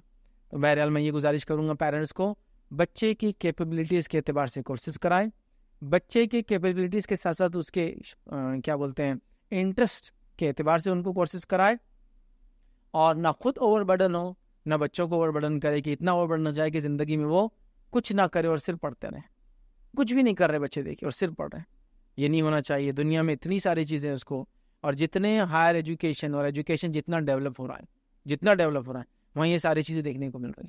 آپ کسی انٹرنیشنل بیکلوریٹ کہ کوئی اسکول کو وزٹ کرنے جائیے, آئی بی اسکول جو ہوتا ہے, اور وہاں کی کلاس رومز دیکھیے آپ. کچھ اسکول سے کلاس روم کو دیوار ہی نہیں ہے, خالی چھت ہوتی ہے, کالمز ہوتے ہیں, دیوار نہیں ہوتی. کچھ اسکول ایسے ہیں جو جھاڑوں کے نیچے چل رہے ہیں, جھاڑوں کے نیچے, لٹرلی اسکول جھاڑ کے نیچے ہی ہوتا ہے, وہاں کلاس روم نہیں ہوتی ہے. معلوم ایسی کے ساتھ. اور وہ کہہ رہا ہے جتنا انوائرمنٹ کے ساتھ رہیں گا اور اس میں بیٹھ کے سیکھیں گا, وہ بول رہا ہے یہ ہولسٹک ایجوکیشن ہے, یہ ریئل ایجوکیشن. مٹی سے کھیل رہا ہے, جھاڑ کے نیچے بیٹھا ہے, جھاڑ کو دیکھ رہا ہے اور ٹیچر اس کو پڑھا رہا ہے. سارے اسکولس کا یعنی آپ دیکھیے کسی انٹرنیشنل بورڈ کے اسکول میں جائیے, آپ کو جو اسپورٹس کا جو ہے نا وہاں کمپلیکس, اس میں بچے بیٹھیں گے کچھ کام کرتے ہوئے, ہوم ورک کر رہے ہیں وہاں, یا ٹیچر نے کچھ دیا, ٹیچر وہاں فزکس کی کلاس لے رہا ہے. ان کو کلاس کی ضرورت ہی نہیں, کہیں بیٹھے کلاس چالو ہے ان کا ٹیچر ان کے ساتھ ایسا مینٹر رہ رہا ہے, ایسا کیا بولتے ہیں مرشد, پیر, فقیر ہوتا ہے نا جو ایک گائیڈ کرتا ہے کسی کو زندگی میں. پہلے ہوتے تھے لوگ جن کو بناتے تھے ایسا. ابھی تو کرپٹ چیز نام ہے سب. یہ وہ لوگوں کے نام ہے جو آپ سے صرف کھانا چاہتے ہیں, آپ کو دینا کچھ نہیں. اس زمانے میں واقعی میں مرشد وہ ہوتا ہے جو آپ کو رشت راستہ دکھاتا ہے ہدایت کا. لوگوں کو پیر کہا جاتا ہے, لوگوں کو جو گائیڈ کرتے ڈے ٹو ڈے مسائل کے اندر زندگی کے, تو ویسا ساتھ رہتا ہے وہ, اور لوگ سیکھ رہے ہیں. یہ ایجوکیشن ہے یہاں تک. تو بہرحال میں گزارش یہ کروں گا کہ بچوں کی کیپیسٹی کیپیبلٹیز کے اعتبار سے, انٹرسٹ کے اعتبار سے ان کو پڑھایا جائے, اور کبھی بھی پیرنٹس اور بچے ایسا کوئی ڈیسیجن نہ لیں. دنیا بہت بڑی ہے, ایک سے ایک کورسز آپ کے لیے موجود ہے, اور کئی فیلئرس لوگوں کے واقعات موجود ہیں جو بہت کامیاب ہے اپنے زندگی میں, جب انہوں نے اس فیلئر کو فیلئر نہ سمجھتے ہوئے ایک سیڑھی سمجھا اگلی سکسیس کی, اور جنہوں نے یہ سمجھا کہ یہ میری آج کی ناکامی ہمیشہ کی ہے, تو وہ آگے نہیں بڑھ پایا یاد رکھے. تو لہٰذا ان کو right type of guidance and motivation کی ایسے بچوں کو ضرورت ہے. امید کرتا ہوں کہ جو موٹیویشنل اسپیکرس ہیں, جو ٹیچرس ہیں, ان چیزوں کو سنیں گے اور اپنے بچوں کو رائٹ کائنڈ آف گائیڈنس دینے کی کوشش کریں گے. بلکہ 8 سے ان کا مائنڈ ایسا بنا ہے 5 6 سے کہ اتنے ہی کورسز ہے بیٹا تم کر سکتے ہیں, MBBS اور میڈیکل انجینئر, تو ایک چیز ہے اس میں سے, ایک چیز ہے خالی. اتنے کورسز ہے, اتنا ایکسپلور کرو دنیا کو تم کہ تمہارے پاس آپشنز موجود ہے. جب آپشنز نہیں ہوں گے تو لوگ اس طرح سوچیں گے. بہرحال اللہ تعالیٰ جو ہے ہم کو وہ کرے, اور ایجوکیشن سسٹم کو ہم کو کافی بڑھانے کی اور آگے لے جانے کی بہرحال سخت ضرورت ہے. انشاءاللہ اسی پہ ہم اپنی بات کو ختم کریں گے. وآخر دعوانا الحمدللہ رب العالمین. سبحان ربک رب العزت عما یصفون وسلام علی المرسلین والحمدللہ رب العالمین.